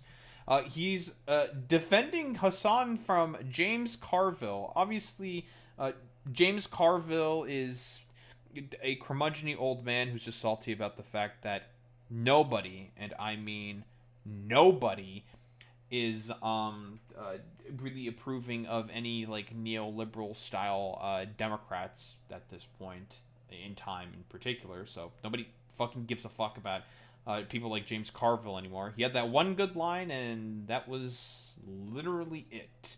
And, well, the Democratic constituencies are making it clear that they want some form of further left-leaning progressive populism, at the very least amongst younger constituents in the Democratic Party. And for the guy who loves to say that he quote-unquote understands the pulse of the Democratic Party, this large contingency of young voters who you could easily get at with presenting a exciting candidate who wants to do good policy should really just tell you that, you know, James Carville, first off, does not have the pulse of the people within the Democratic Party, but second off, he's not actually interested at all in winning. It doesn't make any sense to me. Like, why apply 40-year-old fucking thinking in a modern context when everything has essentially changed? I disagree with Trump destroying all of America's power in the Middle East and handing it over to Iran, but Fetterman disagrees with me. Shrug. Yeah, that's true, Alex. He has a. I'm not going to play a part in a party that House Parker has a role in, and you're like, don't worry, you won't. That's true. Like, I don't know if he understands how time works. Yeah. Like, that's, I mean, and God, he's so fucking good, man. I remember there was like a lot of clamoring for Jon Stewart to run for president or whatever. I know there's like a couple of like, not weirdos, shall we say very parasocial fans of Jon Stewart. I mean, he's got some weird takes and some weird politics. I mean, overall, he'd probably be like a pretty decent candidate, like a pretty solid candidate, but I don't think he's really interested in that whatsoever. Nor do I think that, I don't know, can we like shun celebrities from being able to run in, well, fucking politics anywhere? Can we do that? Can we do that now? not to be gross about it, but like, yeah, it's okay. No, I think that's fair. that young guy that's a fiery preacher for economic populism and other things. Nope. I'm going to wait till he burns himself out, and then I'm going to come back in 2040. It's the 90s, baby. Let's go. And me and Mary Madeline are going to do a show.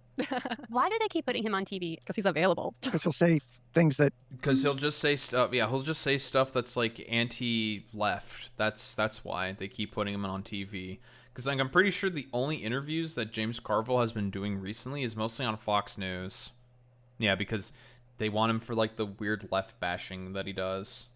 Get aggregated. Like in the same reason, like, you know, they clip things. By the way, like unironically, there was a segment on Fox News where some Republican dude literally admitted that the only card that the Republican Party has left to play on for the midterms was the Hassan card, and he just admitted that on national television, right on Fox News. It's extremely funny. He's a guy that will say, and by the way, contradict himself every couple of months. As soon as he's been proven wrong. Which, by the way, like, when was the last time you won something? Yeah. Fucko. Like, he tries to still go, remember Clinton had, it's the economy, stupid. Yeah. So now he's playing on that still. It's like, that was, I don't know, 1992? It was, yeah. And he was out there now like, But did he say that James Carville is the one who contradicts himself? I didn't really understand that point in particular. I mean, like, funnily enough, the funniest thing about James Carville, like, as Trump won the 2024 presidential race, you know what James Carville was talking about?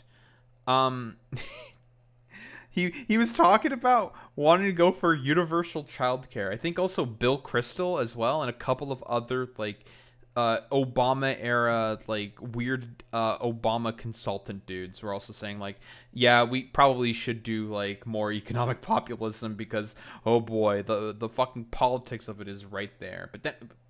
But here's the thing. You want to know the reason why James Carville probably constantly contradicts himself all the time? Because he's extremely old. It's the socialism, stupid. And everybody's just like, was that a play on, what is he talking about? Like, he's literally out there like, Tippecanoe and communism too. Like 40% of the electorate did not vote in that election. Right. I don't like Ike. I don't like Piper. You're just like, what? Nobody understands even nobody understands my reference point. I mean, and by the way, most people amongst the national constituency in the United States of America, especially amongst the Democrats, they're not going to know who Hassan is. He's a relatively niche figure in the grand scheme of things. So it's just like, dog, why are we talking about this? Yeah, it doesn't make any sense to me. It's strange. It's peculiar. Why are we having this like odd hyper fixation? Like, what are we doing here? Like, strategically speaking, it just doesn't make any sense. So, you know, James Carville being a complete dumbass. Whoa, shocker! I know. Like, just on a pure strategic basis, like, the fact that he's mentioning him just doesn't make any fucking sense. It's like, why would you do that? Nobody is going to give a shit for the most part in terms of the broader national constituency, and you're mostly talking about that to Republicans who are going to vote for Republicans anyways. So, like, why this hyperfixation? It just doesn't make any fucking sense.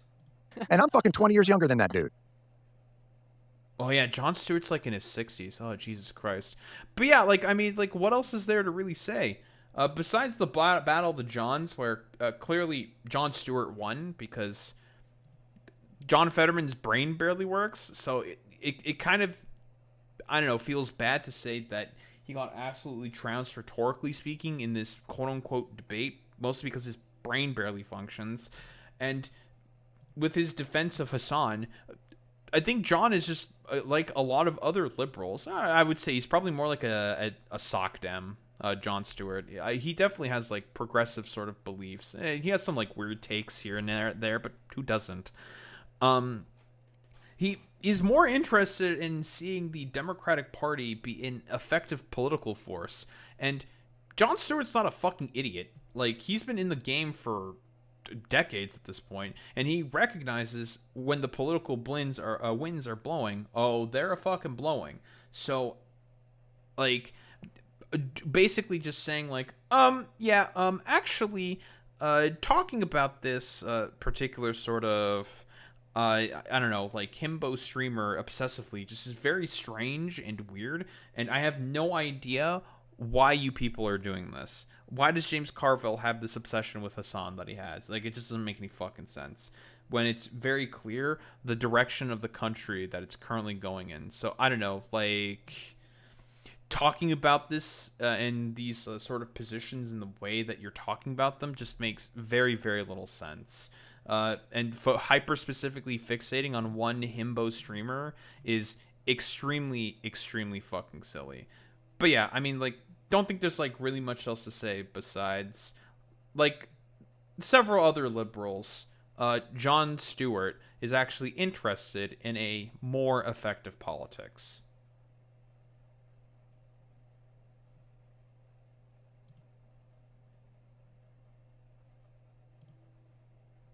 Okay, there is apparently some update. Wait, I don't know if Osnox is trolling me right now in saying that they just told Kornacki Milwaukee is restarting the vote count because they made a human error. Okay. Real quick. Is that true? Am I getting trolled? Because if that's the case, that's gonna be fucking ridiculous. Well, first off, we're getting rid of the clobe head. No, we're no clobe heads here. No clobin. Has there been any updates to Milwaukee? Because it's just there's been no updates to Milwaukee. I mean, apparently all of Dane County also came in as well, which went to Francesca, I think, but we're not seeing the numbers of that. If they're having to restart this fucking count, that's gonna be that's fucking crazy, bro. Yo. That's fucking wild. Because every, like, you know, every dipshit saying like, oh, she's very likely to win. Oh, she's I don't know, a very, very likely to lose or something based off of just like random bullshit or something. I don't know, man. Is this actually going to be working out in the way that a lot of these people are saying that's going to work out? I have no idea, dude. I mean, we'll see. I don't think we're going to get... If it's true that there was a human error and they have to restart the count, that's going to be crazy. I need to double check. I need to confirm this, honestly. Vote count... Mill. I don't know how to spell Milwaukee.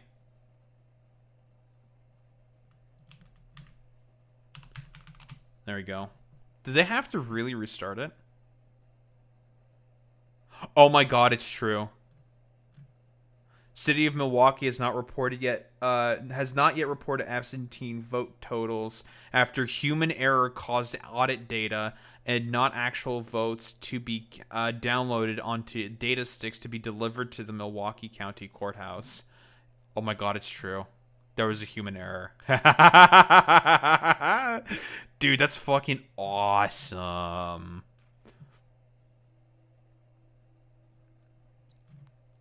Yo.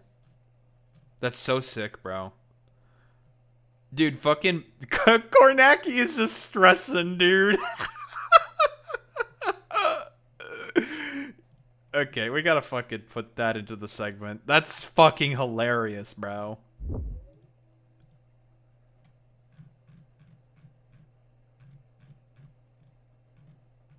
Fucking, that's so wild, man. Oh, that's awesome. That's so fucking funny, bro.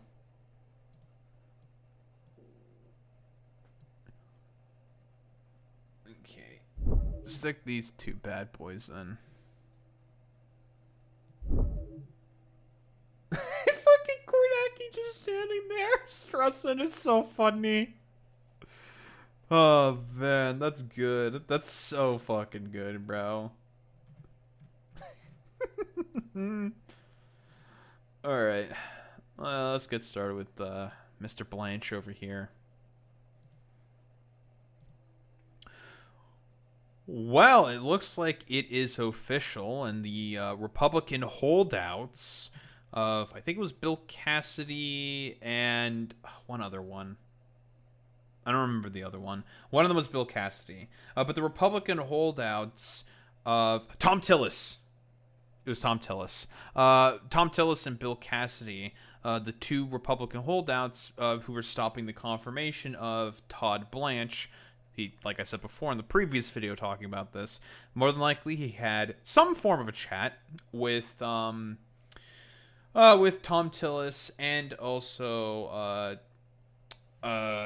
Bill Cassidy, gave them some form of assurances, specifically over the slush fund and also the IRS lawsuit into the Trump administration. So if I were to take a guess, some form of assurance was given to them to say, yeah, they're not going to follow up in whatever particular way of giving a bunch of like billions of dollars randomly out to Jan Sixers or something like that, if I were to take a guess. And as a result, the next vote to try to confirm Todd Blanche was successful. So yeah, here's him coming in to the DOJ's office, and he's getting the clap-ins from all the, I don't know, people who work at the DOJ. Probable demons or something? Who the fuck knows? Whatever. He's looking... My man is not looking good. I'm not gonna lie here. His hair's like all over the place. It's a bit of a mess. Like, what's going on with Todd over here? Like, I don't know. Maybe like trying to be a Jeffrey Epstein defending weirdo is, I don't know, taking a toll on his body or some shit. I have no fucking idea. And yeah, here's him getting officially fucking sworn in. Also, like, quick reminder of all the stuff that, again, Todd Blanche has been doing. He's the guy who was giving that softball interview to Ghislaine Maxwell to basically come up with like any excuse possible to basically say but basically to give any excuse possible for the president to try to optically, in a good way, give her a pardon, so then she doesn't narc on the Epstein files. But whatever, I digress. That's mostly why Trump has been giving, let's just say, a lot of favorable treatment to Ghislaine Maxwell, who is again, a child predator and a sexual assaulter, of course. Not to mention the lawsuits he brought against James Comey and other various like Democratic officials and politicians and just general enemies of the Trump administration. Like, dude, fucking the stupid 8647 Instagram post that James Comey did, and this motherfucker brought a fucking lawsuit from the DOJ over that, which is just extremely fucking ridiculous. And it should really go without saying that I find it very, very odd yeah, very, very odd that a lot of, like, not a lot of, like, or rather the fact that Todd Blanche, this complete sycophant to the president, is the one who ended up getting approved in the way that he did. But, you know, the fucking politics talks and all this other bullshit, yada, yada, yada. I just want to get, like, a quick look on the breakdown for the... Because, again, this was passed by a 50-49 margin. Mitch McConnell was not able to attend the vote, of course. Why? Because he's still stuck in the hospital and nobody really knows where he is. And the only two people who said no amongst the Republicans were Lisa Murkowski of Alaska and Susan Collins of Maine, which I find to be very interesting. You know, I guess they were just allowed to be able to vote no on this because the Republicans got the 50 votes that they needed in comparison to 49. So it's just like, yeah, it doesn't fucking matter because we got our fucking votes. And otherwise, yeah, 50-49, with the other being Mitch McConnell because, I don't know, his brain is broken or something like that. But here, this is the dude who decided to do the tie-breaking vote here specifically, Senator Bill Cassidy, who has not been particularly happy with the Trump administration and specifically RFK Jr. for the fact that he's doing a lot of destruction to vaccines and essentially doing as much as possible in order to effectively erode public health within the United States of America. And Bill Cassidy is, well, one of the doctors amongst the Democratic Party. Not Democratic Party, a Republican Party. Also, I don't know why this annoying-ass fucking liberal account is saying that, I can't believe that Senator Bill Cassidy's choking up and crying. He was the last holdout. I can't believe he sold his soul to the devil. Bro, he's a part of the fucking Republican Party, dude. Like, his soul has already been sold. Like, what the fuck are we talking about here, dude? All considered, I will vote for Mr. Blanche. I'll be criticized for this vote. What's new? Mm-hmm. But I wonder what the reasoning is. people of Louisiana Mm-hmm. can be assured that I worked hard to understand the issue and to make the right decision. But, okay, here's the thing, though. The reason why you were holding out is because of the slush fund and the IRS lawsuit that Trump specifically did.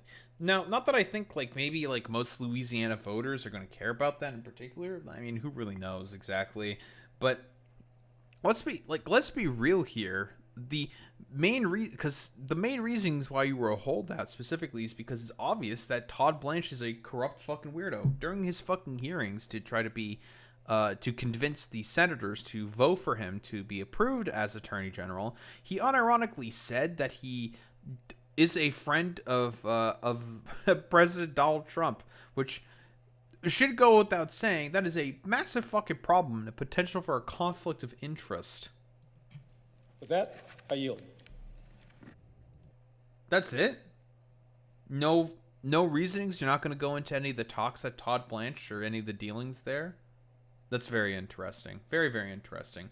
But I hope it was all worth it for Bill Cassidy because, again, is the anti-weaponization fund still alive? Trump, in response to that question, says that's up to Todd Blanche. So, I don't know, all this fucking bluster about having some kind of a principle on the anti-weaponization fund, whereas Trump is just saying, well, that's up to Todd Blanche. And if it's up to Todd Blanche, it's definitely going to be alive and in play. Abso-fucking-lutely. Like, hello?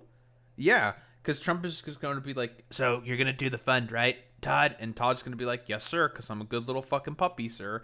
And there's going to be, like, I don't know, like, it's about $2 billion from that IRS lawsuit that's going to be set aside to be given to, again, a bunch of seditious conspiracists in Jan 6ers.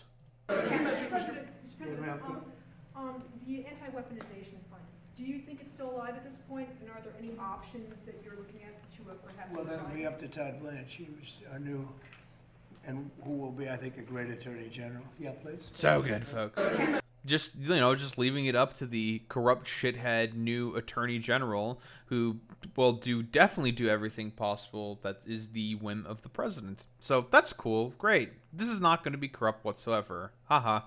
And final fucking goddamn meme in terms of all this. This is a recently leaked call of Todd Blanche assuring anti-abortion activists and is going to do basically anything possible in order to outlaw abortion nationwide. Guys, it's almost as if, the byproducts of sort of the, I don't know, like, all the Jimmy Dore memes are constantly playing in my head right now. It's very, very funny. But the byproducts of, like, liberal ineffectiveness, thus meaning that the loss of Dobbs is definitely on the table now, should, I don't know, go without saying that it's going to be really... Also, I have no idea how the fuck they're going to enforce a nationwide abortion ban.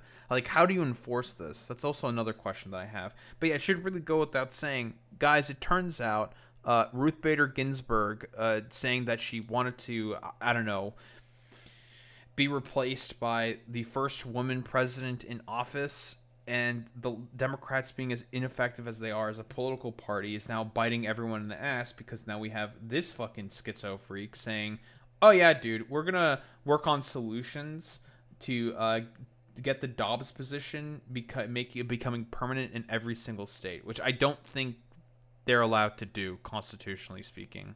But whatever. What do we have here?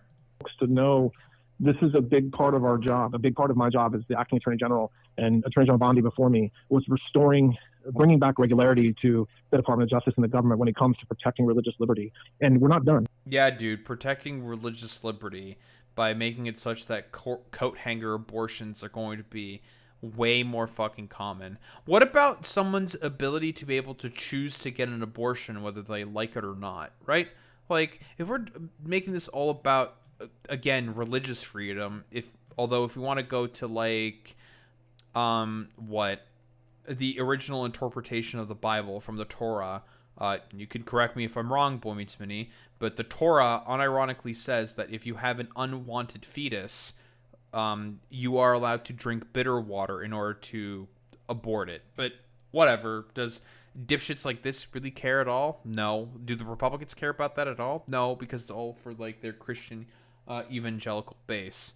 Yes, that's correct per Jewish law. Thank you, Boy Meets Mini. So the original basis of Christianity, that being, of course, deriving from the Torah, from Jewish law, those guys are willing to just, like, counteract that, despite the fact that their holy book doesn't even really talk about abortion all that much. So I don't know why we have, like, all these, like, Christian weirdos being such radical anti-abortion activists. It just doesn't make any sense to me. And by the way, Texas's rate of sepsis infection has spiked a lot since they banned abortion. It's 3 times higher than India's. Yeah, that's not great there, folks. We have a lot of work to do with some of the policies around pro-life and some of the pro-abortion work that the Biden administration and the Justice Department allowed to happen.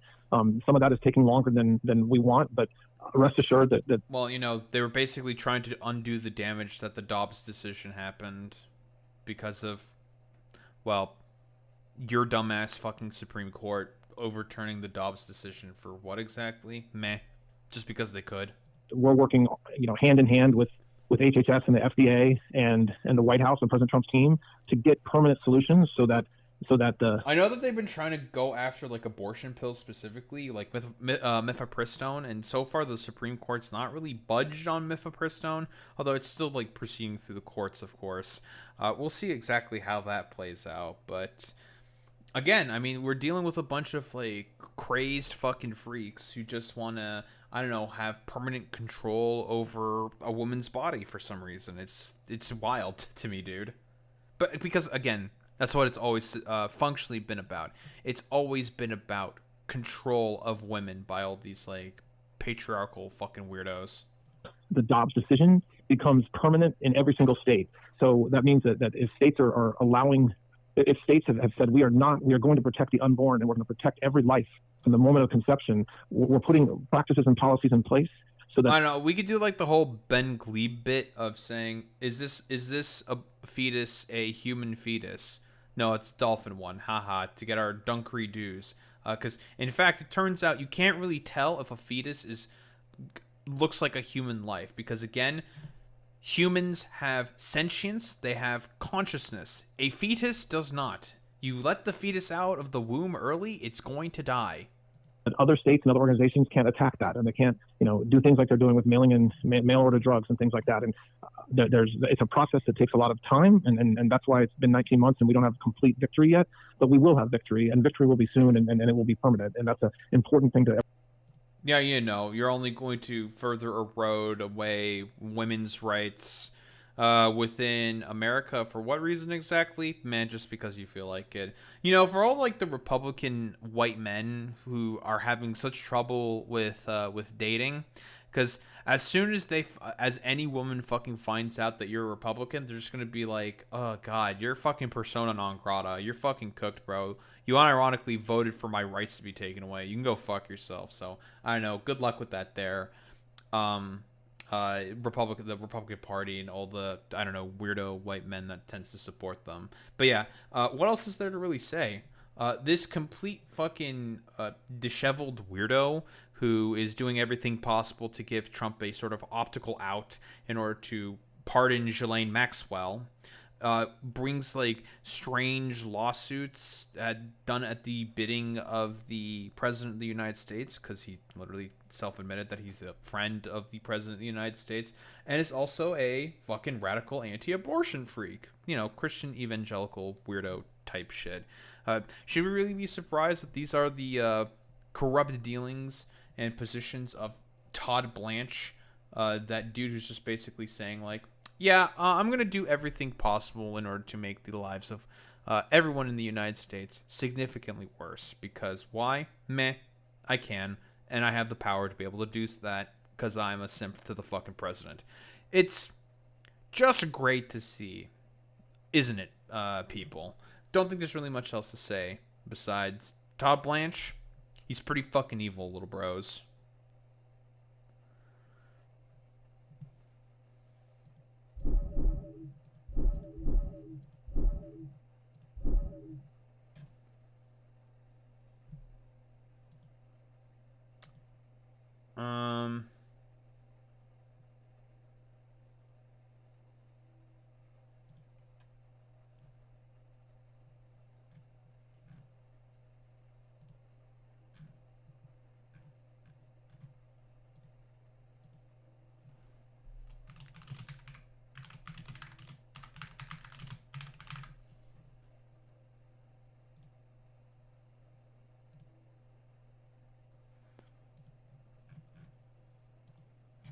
Had to get a real. I had to get a real quick dunk for a second. Very important. As I've said before, the dunkings will keep going until morale improves. Very important, very critical that we keep doing the dunkings. There must always be dunkings, folks. Always. I love to dunk. All right. Final fucking meme. Well, before the cat wakes up, hopefully. Because I have to go to the optometrist tomorrow, and my mom is going to be here early, of course, so she can hand over the fucking car, and then I can just go to my optometrist appointment, which should be at 11:30 tomorrow. Yeah. Where's my fucking appointment for the shit?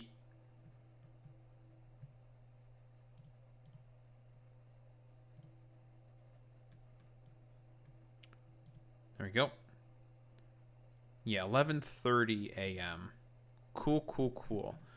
Yeah, she did say she was going to come over here, use one of my monitors and a laptop in order to do some work before, of course, she starts work. Then I assume she's probably going to leave at lunch. More than likely, if I were to take a guess. Well, at least she gets to play with the cat. So I think she's going to be excited for that. Anywho. let's get started with the main topic du jour.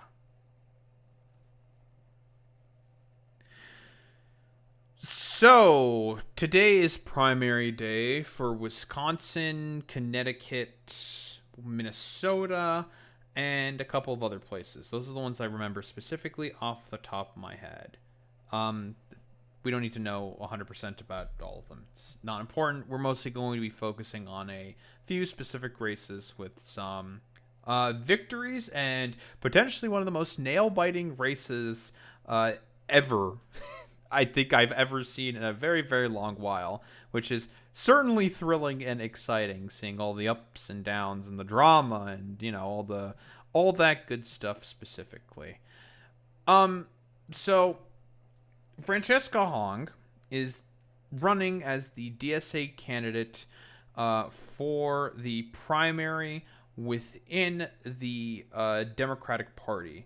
And she was initially polling very, very well on the early onset of the race, mostly because of the fact there's been some very strange instabilities throughout that race that we're going to get to later, where essentially Mandela Barnes was supposed to be like the main establishment candidate, but then he ended up dropping out after David Crowley, who's also now the new avatar of the establishment, after he dropped out, but then he got a random endorsement specifically from Tony Evers, who is the retiring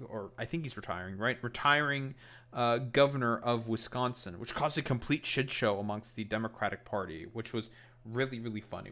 We're gonna get to that whole sort of fiasco at a later point in time, but we're gonna start here specifically with Francesca, because that whole fiasco with the polling, I've talked about that before, but all the blue MAGA types are gonna complain about the polling, even though the candidacy of certain candidates was so inherently unstable. It makes sense there's probably going to be a bunch of strange discrepancies in the polling as a byproduct of that, but whatever, most people don't really seem to give a shit about any of that.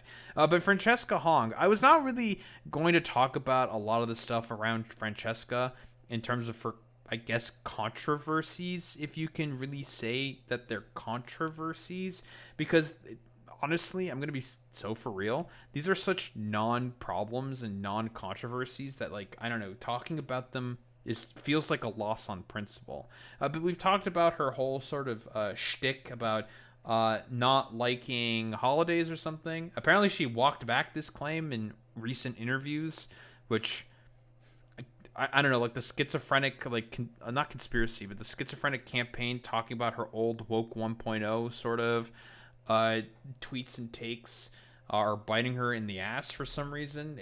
Very, very fucking stupid. But yeah, for whatever, she just does not like any holidays. She doesn't like Valentine's Day. She doesn't like Christmas. She doesn't like Halloween. Basically, she hates every fucking holiday. Despite the fact that this is completely out of context with the Mother's Day sort of tweet here, where she's not hating Mother's Day whatsoever. She's mostly trying to be empathetic with trans people and, queer people in general. So I don't know why this is being brought up against her or something. It's just a little strange here.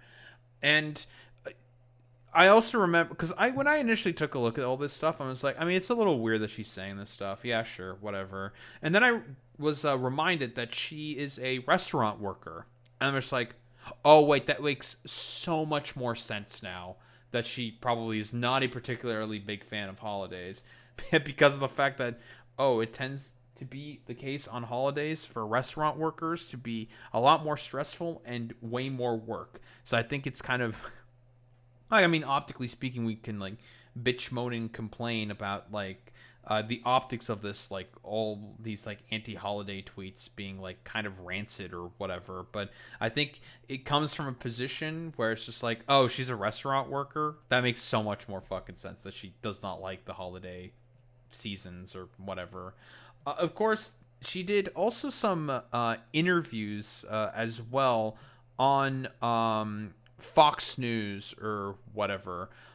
talking about her positions, where she gets like interviewed and tries to get hit with like gotcha questions around the DSA endorsed positions. Again, don't know how many times this has to be said, but the national platform is going to be completely different from local fucking platforms, and there's always discussions between representatives in DSA alongside the fucking candidates to essentially get advocacy and organization and people in order to help with their campaigns. It's kind of the point of a political organization, but whatever. And specifically about the abolish the police comments, I don't know how many times it needs to be said, or rather not she wasn't talking about abolish, but she was talking about defunding the police. That's always been the main consistent position of a lot of the BLM activists, because for whatever reason, conservatives like to frame defunding the police as, say, oh, you're going to completely take away all the funding of police. It's like, well, no, we're just going to reallocate a bunch of their funds into social work and like, you know, social programs, because they get like billions of dollars for whatever reason, in order to help deal with poverty, where the United States basically uses the police as like a sort of catch-all solution to, well, basically as a catch-all solution for every single problem for quote-unquote crime, even though like poverty and homelessness, that's a systemic issue, not a criminal issue, but whatever. If there is a nail, the United States will definitely use a hammer to hit every nail, because, you know, to them everything looks like a fucking nail. I butchered that fucking saying. Whatever, don't really care. I don't know if we even want to watch the full interview. Apparently, like, all the blue MAGA types were, like, bitching, moaning, and complaining, saying that, oh, the Republicans are going to sure cut up a bunch of ads about this and use that to beat Democrats over the head. It's just like, dog, it doesn't matter what Democrats are going to say to try to beat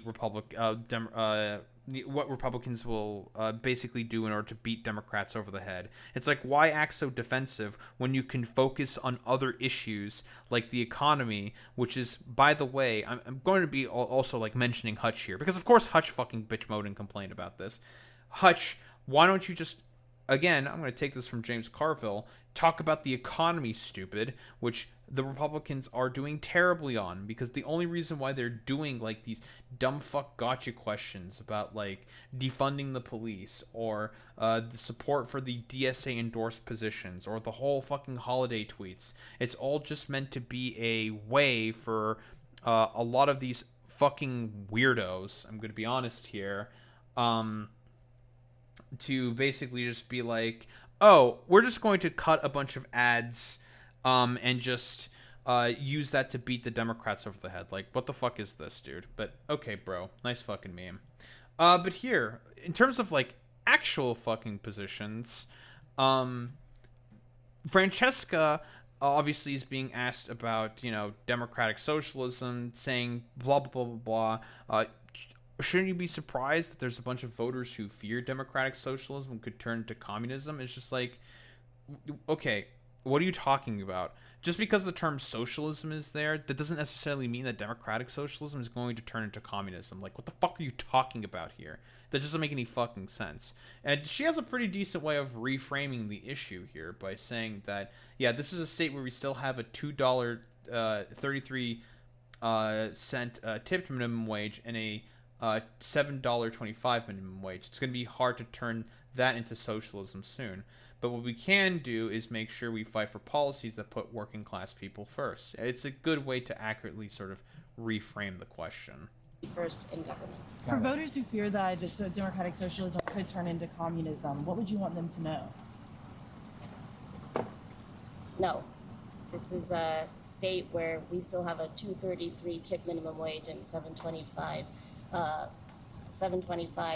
minimum wage. I think it's going to be pretty hard to turn that into socialism soon, but what we can do with this campaign is make sure that we're fighting for the policies that put working class people first, and we're fighting for a $20 minimum wage.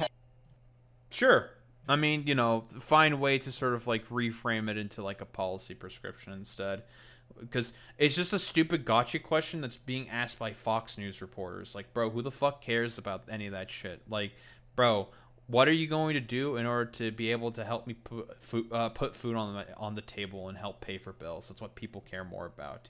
And here, if elected governor, what's the first thing that that you want to do? You know, another question from a reporter. I'm not sure if it's like a Fox News reporter, probably like a normal reporter, and not like a dumbass Fox News one who just wants to ask like stupid gotcha questions. But she's talking about, we want to make sure we call a special session for the legislation on a moratorium on data centers, which I believe is a popular position amongst everyone. Yeah, basically everyone, especially if they're people living out in more rural parts of the state. Why? Because nobody wants to fucking deal with the noise of all those like goofy fucking data centers who are also like driving up energy bills and don't really produce that much in terms of like economic output as well. As if you were to become governor, what would be the first thing you would want to do? Is there any one thing that you want to do? We want to make sure that we're calling in a special session for the legislation on the moratorium on data centers. And what do you say to Democrats unsure about? I don't know if like she's going to be able to pass that, because I'm not sure what exactly is the makeup of the legislator specifically in terms of that, if she would be able to get that that sort of that moratorium. Oh, Jesus, it's a little late. My brain's barely working.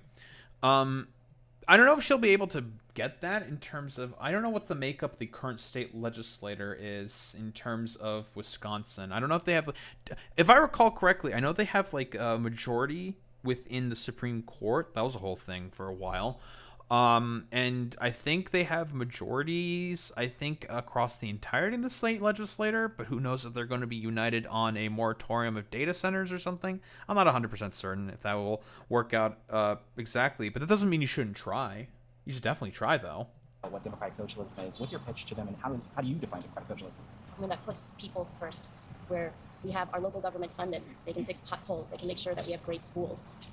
Dude, pothole socialism. I believe this was also, she had the take, Francesca Hong, saying that, yeah, you know, sewer socialism, which is the thing that Zohran Mamdani specifically practiced, was born in Milwaukee. And she is correct in terms of the history there, right? And there's a reason why a lot of, like, union left-leaning advocacy and organizing came out of, well, Milwaukee and Wisconsin specifically, is because of the ideas behind sewer socialism, which was essentially the idea of, hey, what if government, what if the state could actually function and work for you specifically? And I mean, it's going very, very well, specifically for Zohran Mamdani.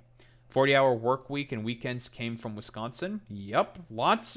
Like, a lot of the labor protections that exist within the United States of America came out of Wisconsin specifically. That we are fighting for universal child care, based fully funding public schools. You know, today is the day that the Green Bay Packers were founded, a publicly owned NFL team. I think that Wisconsin has, which is leading to the fact that there's a lot of resilience for the Green Bay Packers. The fact that it's a publicly owned team, which is honestly like advocating for all of the teams within the NFL to be publicly owned by the communities. I think that's like a great fucking policy, to be honest, and I, you know, fully in support of that, because we all know what's happening when it's in the hands of private ownership. It's a shit show in terms of like a lot of the ticket prices, concessionary stuff and whatnot. She won Green Bay tonight. I'm not surprised. Proud history of progressivism and the policies that we are fighting for honor that, but more importantly, they honor working class people who should be first in government. For voters who feel and then the Fox News dumbass basically asked a question. But, you know, it wouldn't be, I don't know, a sort of talk about a DSA candidate if we didn't get to our favorite guy, Hutchie boy, our favorite absolute blue MAGA dumbfuck. Basically trying to say that Francesca Hong and that her appearance on Fox News could have legitimately been a part of a CCP op to tank the Democratic Party. Can we just call this what this is, and this is just fucking racist? Like, this is just racist. First off, are you just saying that she's Chinese because of her last name being Hong? Is that what we're doing, Hutch? You stupid fucking moron. You, I don't know, bug-eyed fucking dipshit. Bro whose brain barely functions. Dude who looks like a scuffed-ass version of D'Artagnan without the fucking goddamn hair. Like, what are we doing here, bro? Why would you do this? Why would you say this? Saying that she's a CCP op when she is a Korean born in America? Like, huh? Do you know anything about the history between the Chinese and the Koreans? They're not particularly big fans of one another, right? So why are you saying this? Saying that she's a CCP op because, I don't know, of non-optically palatable sort of answers for your goofy-looking head ass that, quote-unquote, the Republican Party are going to cut ads of, that they were going to cut ads of anyways. But whatever, stupid. I don't really expect anything else from this, like, stupid fucking moron known as Hutch. Hong, I don't even know how to make sense of that. I mean, I don't know how to make sense of that. I mean, I just, I don't have a lot of faith that she's going to win that race. Especially if she's making these Fox News appearances. I don't know, man. She's doing pretty well in terms of the primary right now. We'll get to that because there's some funny stuff going on there as well. But, like, just because of what? She didn't give the, like, blue MAGA fucking loser palatable answer that you would have liked anyways. Bro, for her, like, in your mind, she is fucking persona non grata in your mind anyways because she's just a DSA candidate. I wonder if Hutch went over Oliver Larkin's interview on Fox News because Oliver Larkin fucking killed it. He just said to the Fox News host, like, straight up to his face, like, yeah, you guys fucking support a pedophile who's currently in power right now, yet you want to fucking come at me with, like, your stupid bullshit. Like, get the fuck out of here, bro. And it was so bad and, like, such a just absolute fucking zinger there by Oliver Larkin that the Fox News host, like, scrambled away to try to end the fucking segment. It was really funny. I just can't explain that Fox News appearance, guys. When I was watching that, you guys, I legitimately had the thought, I'm like, is this an op? You know, like, is this like a CCP op? Shut the fuck up, Hutch. I think you're a fucking goddamn op who gets paid, like, I don't know, like chorus bucks or some shit in order to come up with, like, honestly, like, the worst possible fucking political takes on the fucking goddamn planet. So, like, what the fuck are you talking about, bro? It is stupid. Are we allowed to speculate publicly, like, is she being paid by a foreign government to purposefully tank the Democratic Party? You know, like, it was the only way I knew how to make sense of it because it was just, I could not understand. I'm going to be really honest here, Hutch. I think there's a lot of other ways that you can probably make sense of it. I'm going to be really honest here.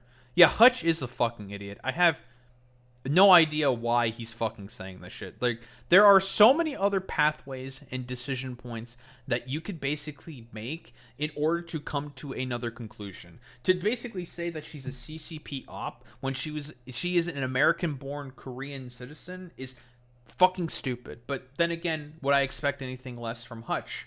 No. The logic of her going on Fox News and espousing support for all of those policies, I just don't. It just doesn't make any sense.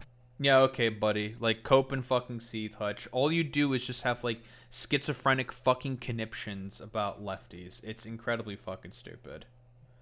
Okay, I need to respond to something from Tactical Templar real quick. I have to get my dunkery do and get my own real quick. Very important. We have the power of editing. Where is my clip of Tactical Templar being a rapist?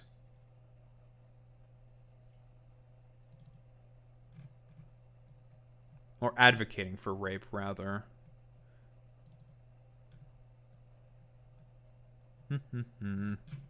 Templar, Templar, Templar. You're trying to say that Tectone was not a rapist?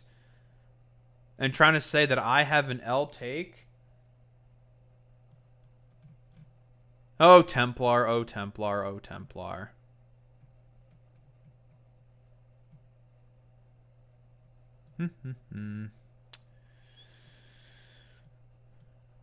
Actually, I just need a reminder. What the fuck is he even saying?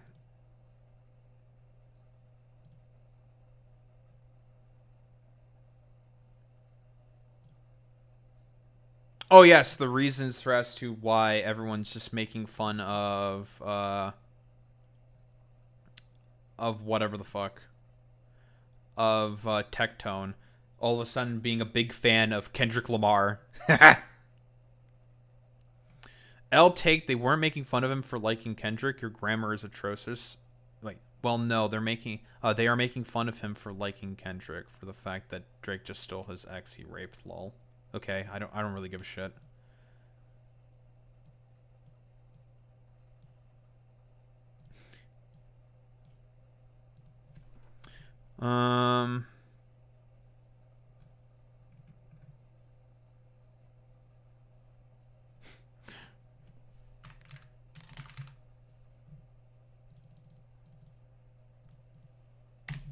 Oh, Templar.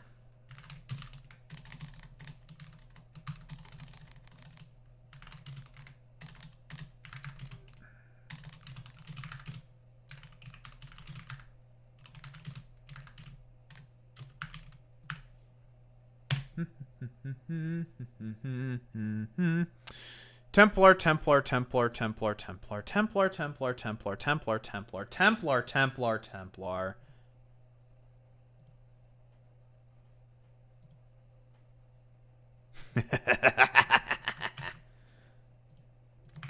You know, put that shit in the YouTube chat as well, Boy Meets Mini. Oh, Templar, you really think that you can lecture anybody on rape? But okay, buddy. This grammar is atrocious. Yeah, because I don't put in a bunch of periods because of fucking, character limits. Okay, bro.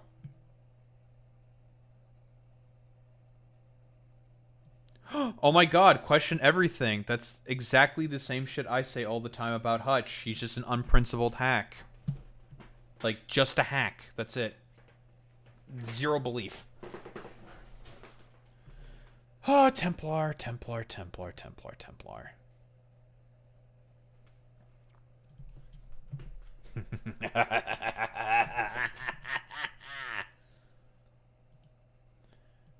I will get my debate one day with Tactical Templar. That's going to be my magnum opus. And I will look forward to it.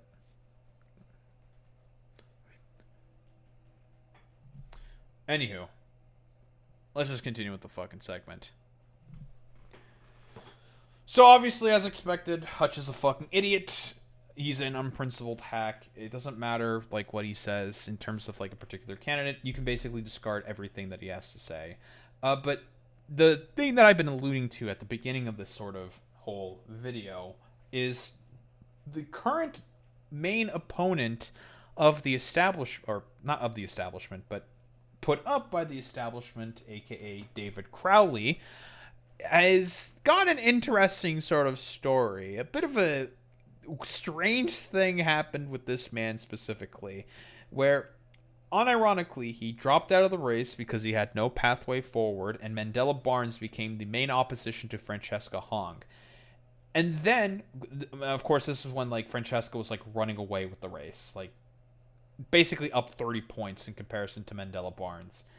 But then, out of the woodwork, Tony Evers endorses this fucking guy. Even though he was out of the race for like 2 days. Something like that. I think it was about 2 days. And then, everyone in the establishment was just saying, like, what the fuck is going on here? It threw the national party, not the national party, but the state party, into a complete disarray, saying, like, what the fuck are we doing here? This guy is no longer in the race, and the governor, who's, I don't know if Tony Evers is popular. I think he's, like, relatively popular. But the relatively popular governor of Wisconsin, who's, well, retiring, basically just endorsed a guy who's no longer in the race. Like, hello? And as a byproduct of that endorsement, Mandela Barnes, like, basically collapsed. Or that dude decided to leave, probably from some pressure from the establishment, if I were to take a guess. And David Crowley came back into the race, which is just like, huh, well, that's incredible that this is the case and that this is happening right now. This is wild. Oh, yeah, here's, like, David Crowley saying that it's a racist slur to call him establishment. Oh, really? Then why do all the main, like, centrist neoliberal weirdos constantly endorse you? And why does the state party also endorse you, who are the establishment? Trying to figure out who the establishment is, right? I think that when we talk about the establishment, I don't know who that is. I'm a kid that grew up in 53206 zip code. My parents was drug. Okay, what the, like, what does that have to do with anything? Like, we're doing, like, some annoying, like, the woke 1.0-esque, like, liberal wokey pandering in order to just defer away from the fact that, you know, that you are a creature of the establishment, and you have gone, I mean, literally you have the endorsement of the fucking former governor, who's like, maybe not like a neoliberal centrist. I don't really know what Tony Evers' like sort of policy prescriptions are, but he's just like a standard like normie Dem, which most people don't really like that much anymore. Drug addicts and suffer from mental health. I worked extremely hard to be where I am today. And so when people try to call me the establishment, I look at that as a slur, particularly as an African-American candidate. So you think being called establishment's like the same as being called the N-word or something, as like a racist slur for black people?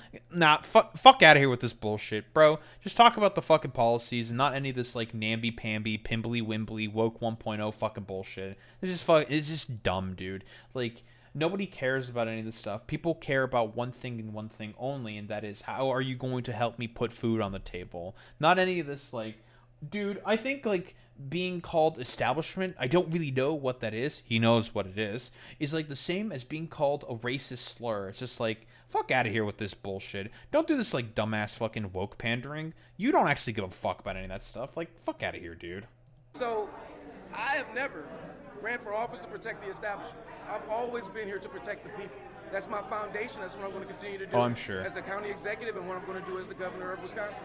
I'm trying to figure out. Yeah, I mean, like, listen, standard, yeah, sure, I totally believe that.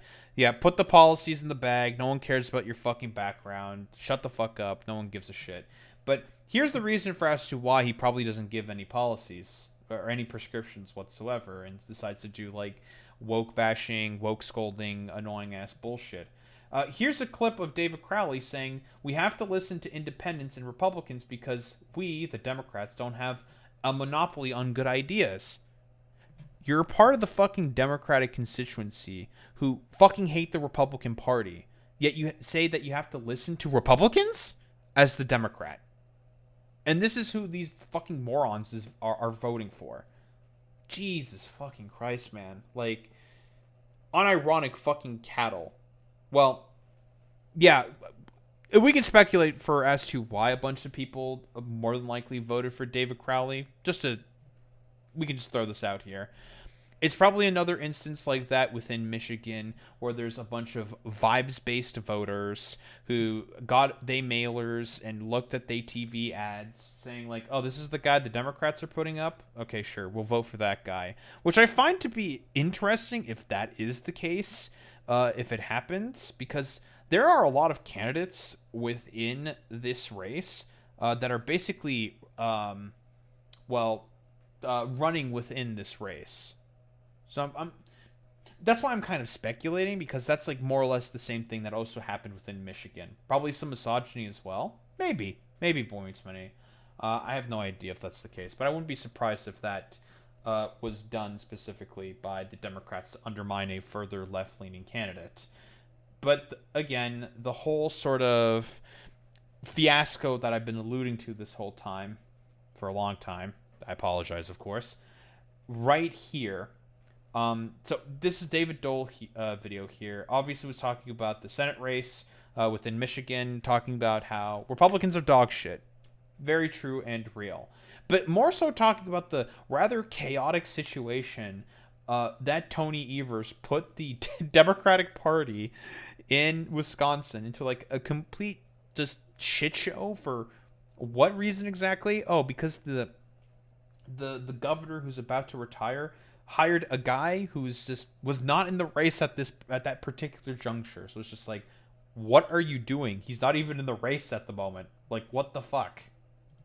Let's talk about the race in Wisconsin for governor. So this is the Democratic primary race. Whoever wins this race will go on in the fall to face the Republican. And the current and outgoing governor, Tony Evers, has made an endorsement. And we're going to get to that. and what this so-called chaos is, because it's so... this headline Chaos. just gets to Control. everything wrong with politics in America. Wisconsin Dems are in chaos over their governor race, despite Tony Evers' efforts. Okay, there is no actual chaos. The chaos is maybe with the consultants, with the corporate backers, with the... And yes, this is a perfect dispelling of this whole chaos narrative, right? In reality, it's the consultants who are panicking about the fact that, dude, the governor, who's like pretty popular in the state, just endorsed a guy who just dropped out. Like, what the fuck?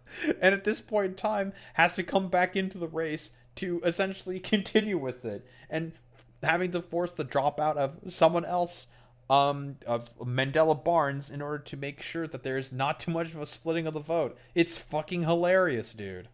special interests. I can see the chaos being that. But in terms of what the Democratic Party in Wisconsin is likely going to end up voting for, it's not chaos. It's actually fantastic. And we were talking about Democratic Socialist Francesca Hong, who right now is very clearly leading. So this is the chaos that Politico is speaking of. The fact that the Democratic Socialist is doing so well in this race so far. Latest poll showing her up by 25 points.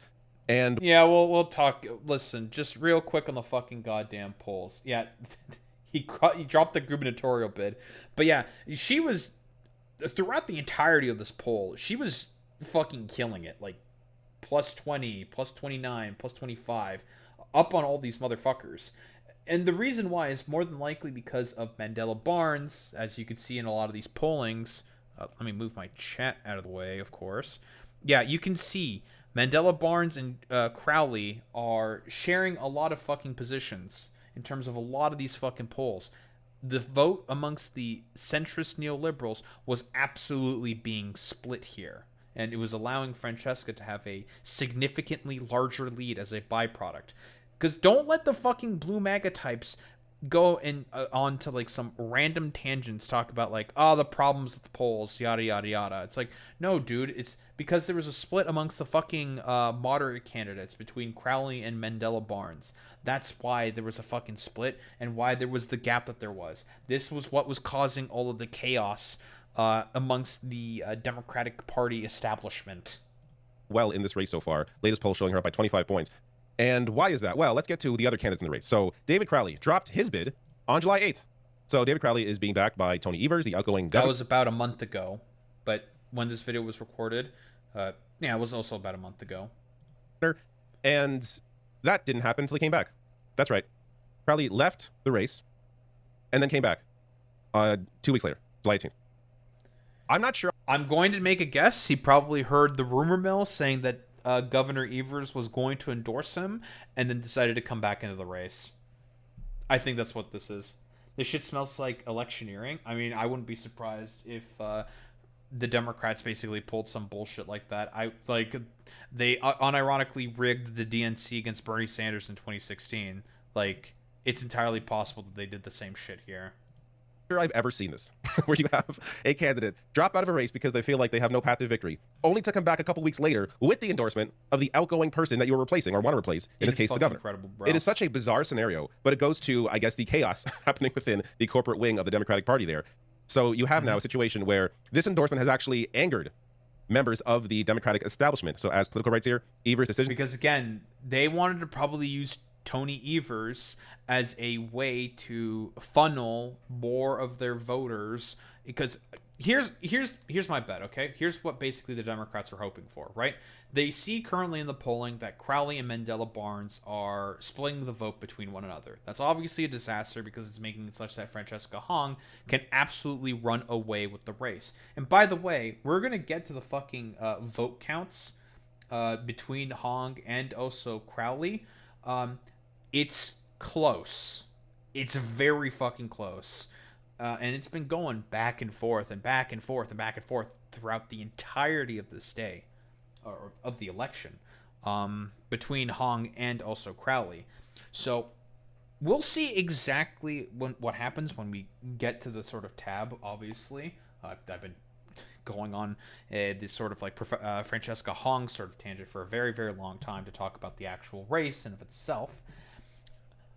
It's pretty fun. It's incredible to me that they wanted to use Tony Evers' endorsement to essentially create the metaphorical centrist Voltron to try to effectively push back. Because what more than likely was going to happen is Tony Evers does the endorsement, they force the other guy to drop out, and then they coalesce votes around, well, it would have been either David Crowley or Mandela Barnes at that particular time, which I think is the strategy that they were trying to go with. They were probably like pushing Tony Evers to endorse someone, so then the establishment, the centrists, would have a sort of avatar to coalesce around. To back Crowley rattled Democrats who were already panicking about Hong's rise. Interviews in the days since his endorsement with about 24 Democratic strategists, donors, staffers, and party officials, as I said, the establishment, many of whom were granted an anonymity to speak candidly or share private discussions, revealed widespread shock and frustration over a move they say has galvanized anti-establishment voters for Hong while splitting support among other candidates. Quote, Yep. And like I said before, there are a lot of candidates within the gubernatorial race for Wisconsin. I think there's like 6 or 7 different candidates, 6, 7, that are basically running within this race. What Tony has done as a lame duck is despicable. So funny.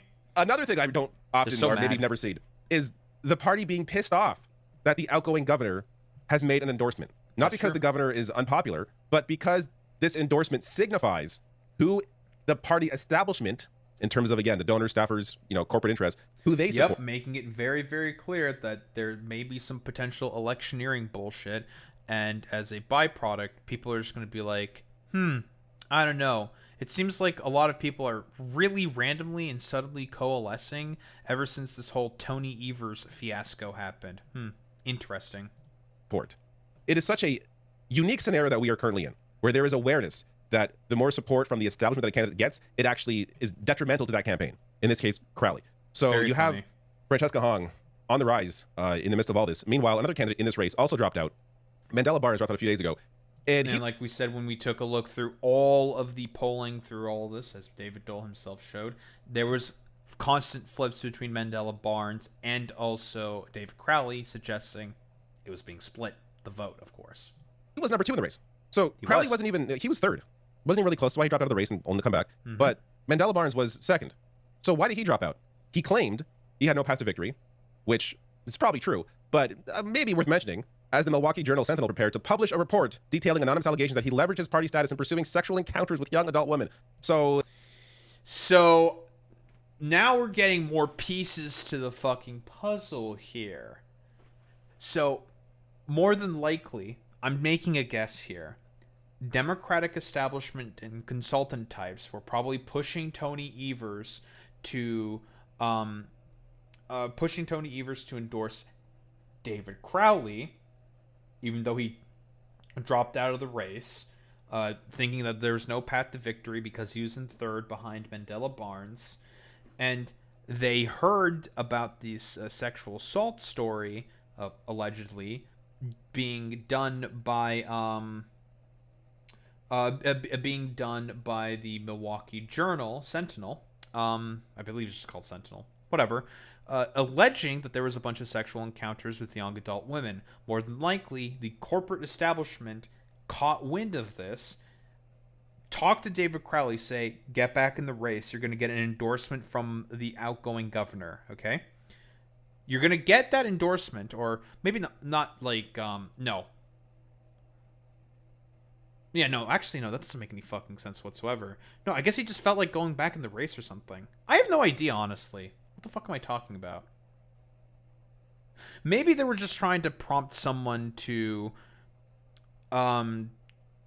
force, not force. Yeah, I'm not exactly certain. Because now that doesn't make any sense, because he decided to come back in out of his own volition, I believe. Yeah, I'm not really sure. Yeah, I'm not really sure. It's just very fucking weird. Why did... Maybe because someone was pushing Tony Evers to finally endorse someone, and then I guess he decided to want to endorse Crowley, and maybe he said that to a bunch of consultants or something. I don't know. I don't know, actually. There's just too much fucking chaos or something. Yeah, because I just caught myself. It's just like, no, that doesn't make any fucking sense. That sounds like a complete conspiracy. Yeah, that just sounds like a complete conspiracy. Yeah, I don't know why this is working out in this way, where he drops out for like a third of the race because he was in third, seemingly with no path to victory, because Mandela Barnes was in second. I think someone just caught wind of the article at some point in time. Maybe the advisors in David Crowley's like campaign told him to get back in the race, and so he got back in the race, and maybe there was like something on the rumor mill saying that he was going to get an endorsement from Tony Evers or something. I have no idea, honestly. I'm just completely speculating here. And that's what also forced Mandela Barnes to also drop out, thus creating this centrist coalition, this Voltron or something. I have no fucking idea, man. Like, I'm just taking a guess, dude.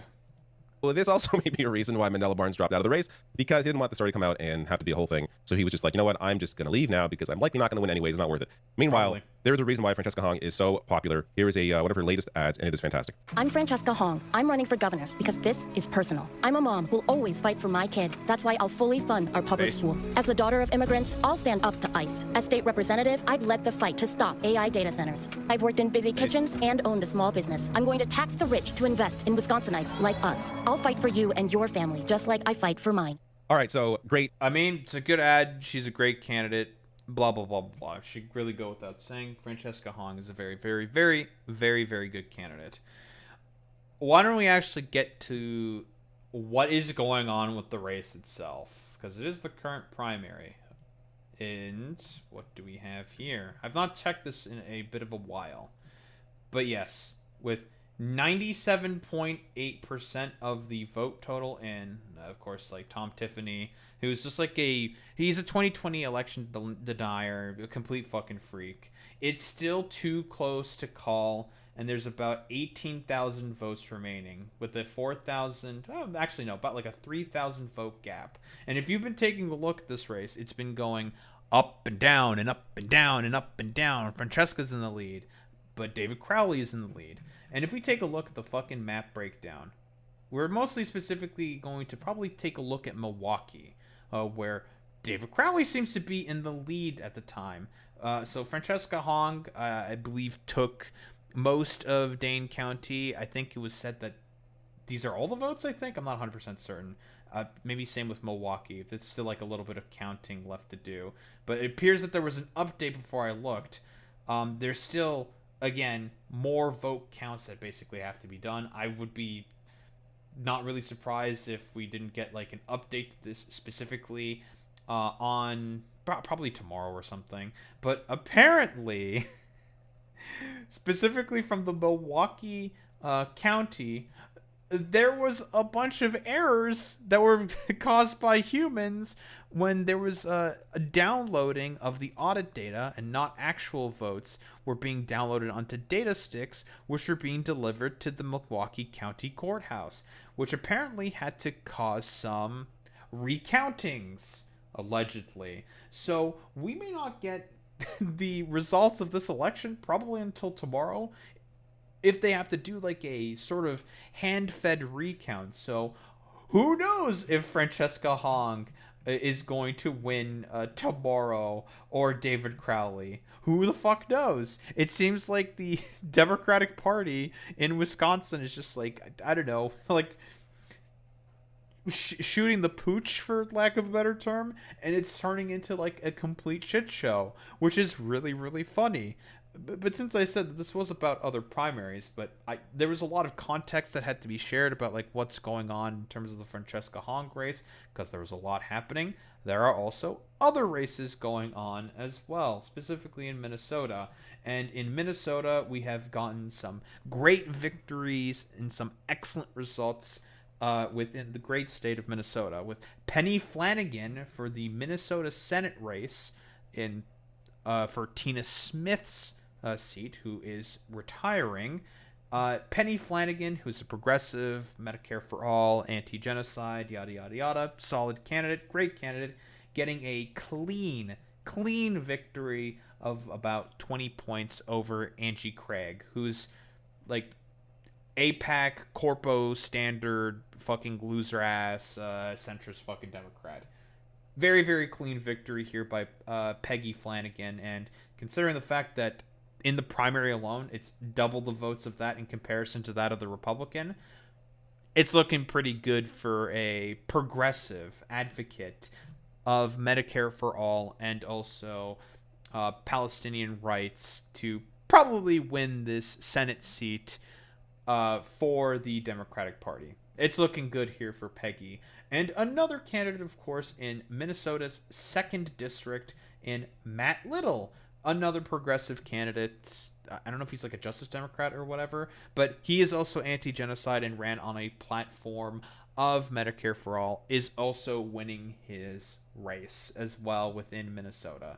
So listen, Francesca may not win coming tomorrow, and that's of course very unfortunate, but we're still getting some excellent progressive, further left-leaning candidates who are going to be probably winning their races against the Republicans in the general election, if I were to take a bet. Minnesota is a very, very, very blue state, and it's great to see that more and more W's for the further left flank of the Democratic Party is getting these wins. Yep, we are, at the very least, if Francesca Hong does not win, at the very least we're going to get some W's on the board, as well as all the other various progressive and DSA candidates who are also winning a lot more state legislature seats throughout. I think there were some in Connecticut, obviously there's going to be a bunch in Minnesota, and across the nation. Listen, the progressive momentum, the left-leaning momentum is only going to continue more and more and more because of the inadequacies of the current Democratic establishment and party. There's only going to be more and more victories like this because people are standing up and saying that, fuck this bullshit, fuck the Democrats. We want some form of fucking progressivism.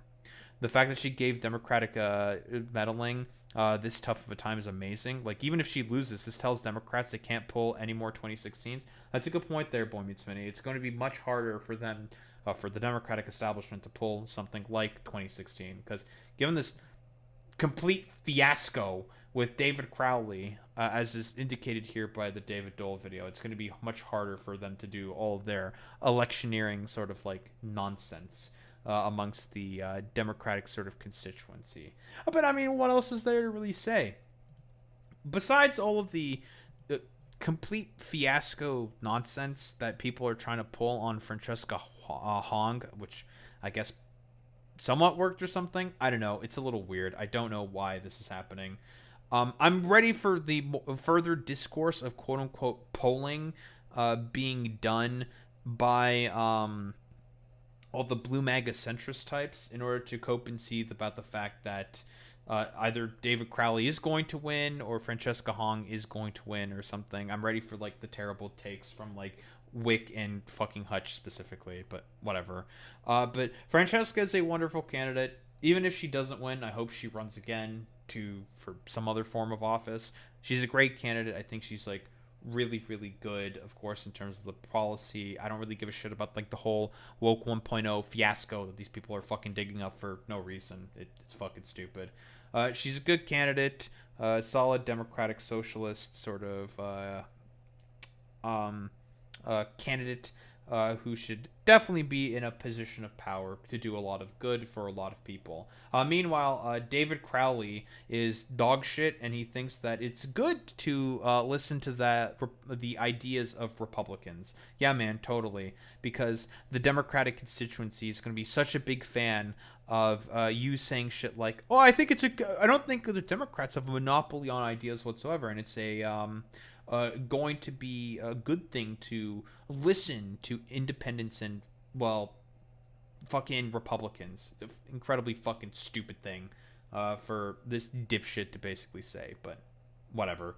But hey, even if Francesca Hong does end up losing, which I'm not going to say it's likely. I mean, given the fact that a bunch of votes have to be recounted, I mean, who knows what the fuck is exactly going to happen.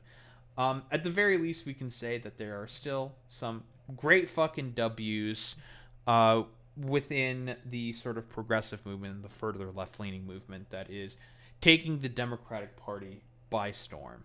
Don't think there's really much else to say besides that. Oh boy.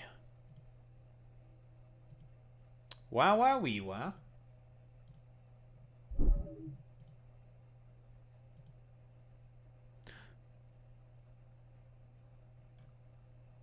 Decision Desk is saying that... Okay, so Decision Desk just made a call for David Crowley.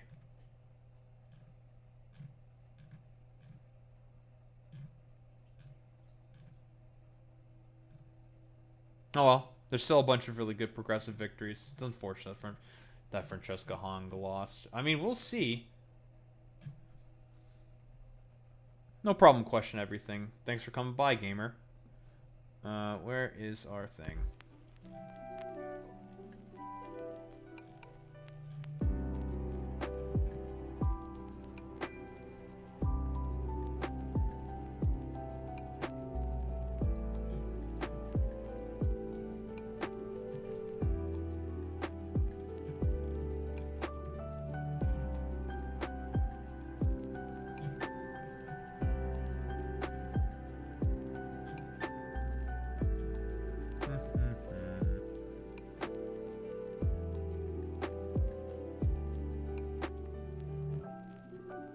Steve Kornacki, do not end the podcast. I need you right now. Wait. Did this get acknowledged on the MSNBC broadcast? Do not end the broadcast. I need you right now, dude. I need you. Wait, did Hassan call in to Stephen Kornacki? I freaking need you, man. I need you, dog. Okay. Oh, I need... Do not... There's no fucking way, dude. That's so fun. He's got like a giant smile on his face, and is he tuned into the stream or something? Dude, that's so fucking funny, bro.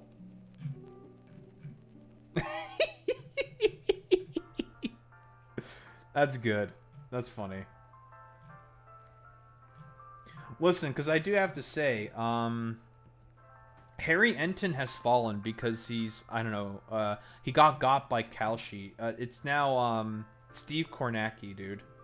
Steve Kornacki's the new, polling autist.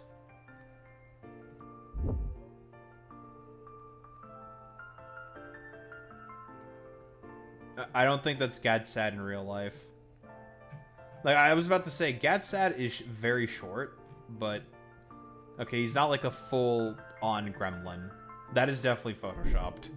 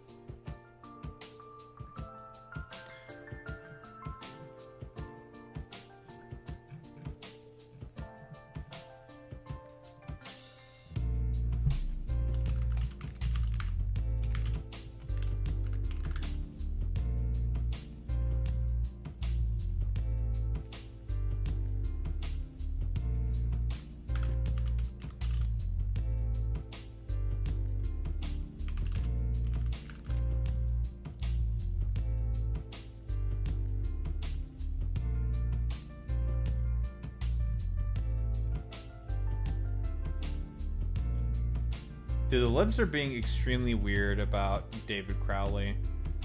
I find it very funny that the dude who says that you should listen to Republicans, that these guys want them to win so desperately, it really is just like, fuck it, we don't care, we just want to be spiteful against the left type shit. It's just like, man, you guys are just constantly proving how lazy you guys are in terms of your politics. It's just kind of pathetic. I'm gonna be very real, dude. Alright. Who am I rating out to today? Should we rate out to Jason? Let's rate out to Jason. Alright. Raid messages, dorks. You know what to do, you know what to say. If you're a sub, you say you've been blessed by Romanian Jesus with the Transside with the Daho raid buff. If you're a sub, if you're a non-sub, you do the Wowie with the Daho raid buff. That's how we show appreciation. Those are the case gamers. I will be back tomorrow. Oh, Jesus. Got a random hiccup there. We'll be doing more of the same good old Well, hopefully Satisfactory is gonna work. Otherwise, it's just gonna be like more attempting to suffer at Boebert'S. I want to get my fucking first gold stake win. I do. I do want that first gold stake win. But what? It's gonna be Boebert'S if Satisfactory is not working. Otherwise, it'll be Satisfactory if it is working with my mods. Because I need the mods, guys. Kind of need them for my, well, fucking power grid. We're gonna have some big problems if I don't have the mods for the power grid. But anyway, I will be back tomorrow. We'll be doing more of the same, of course, as always. Gamers, same time, same place, same face. Peace out, gamers.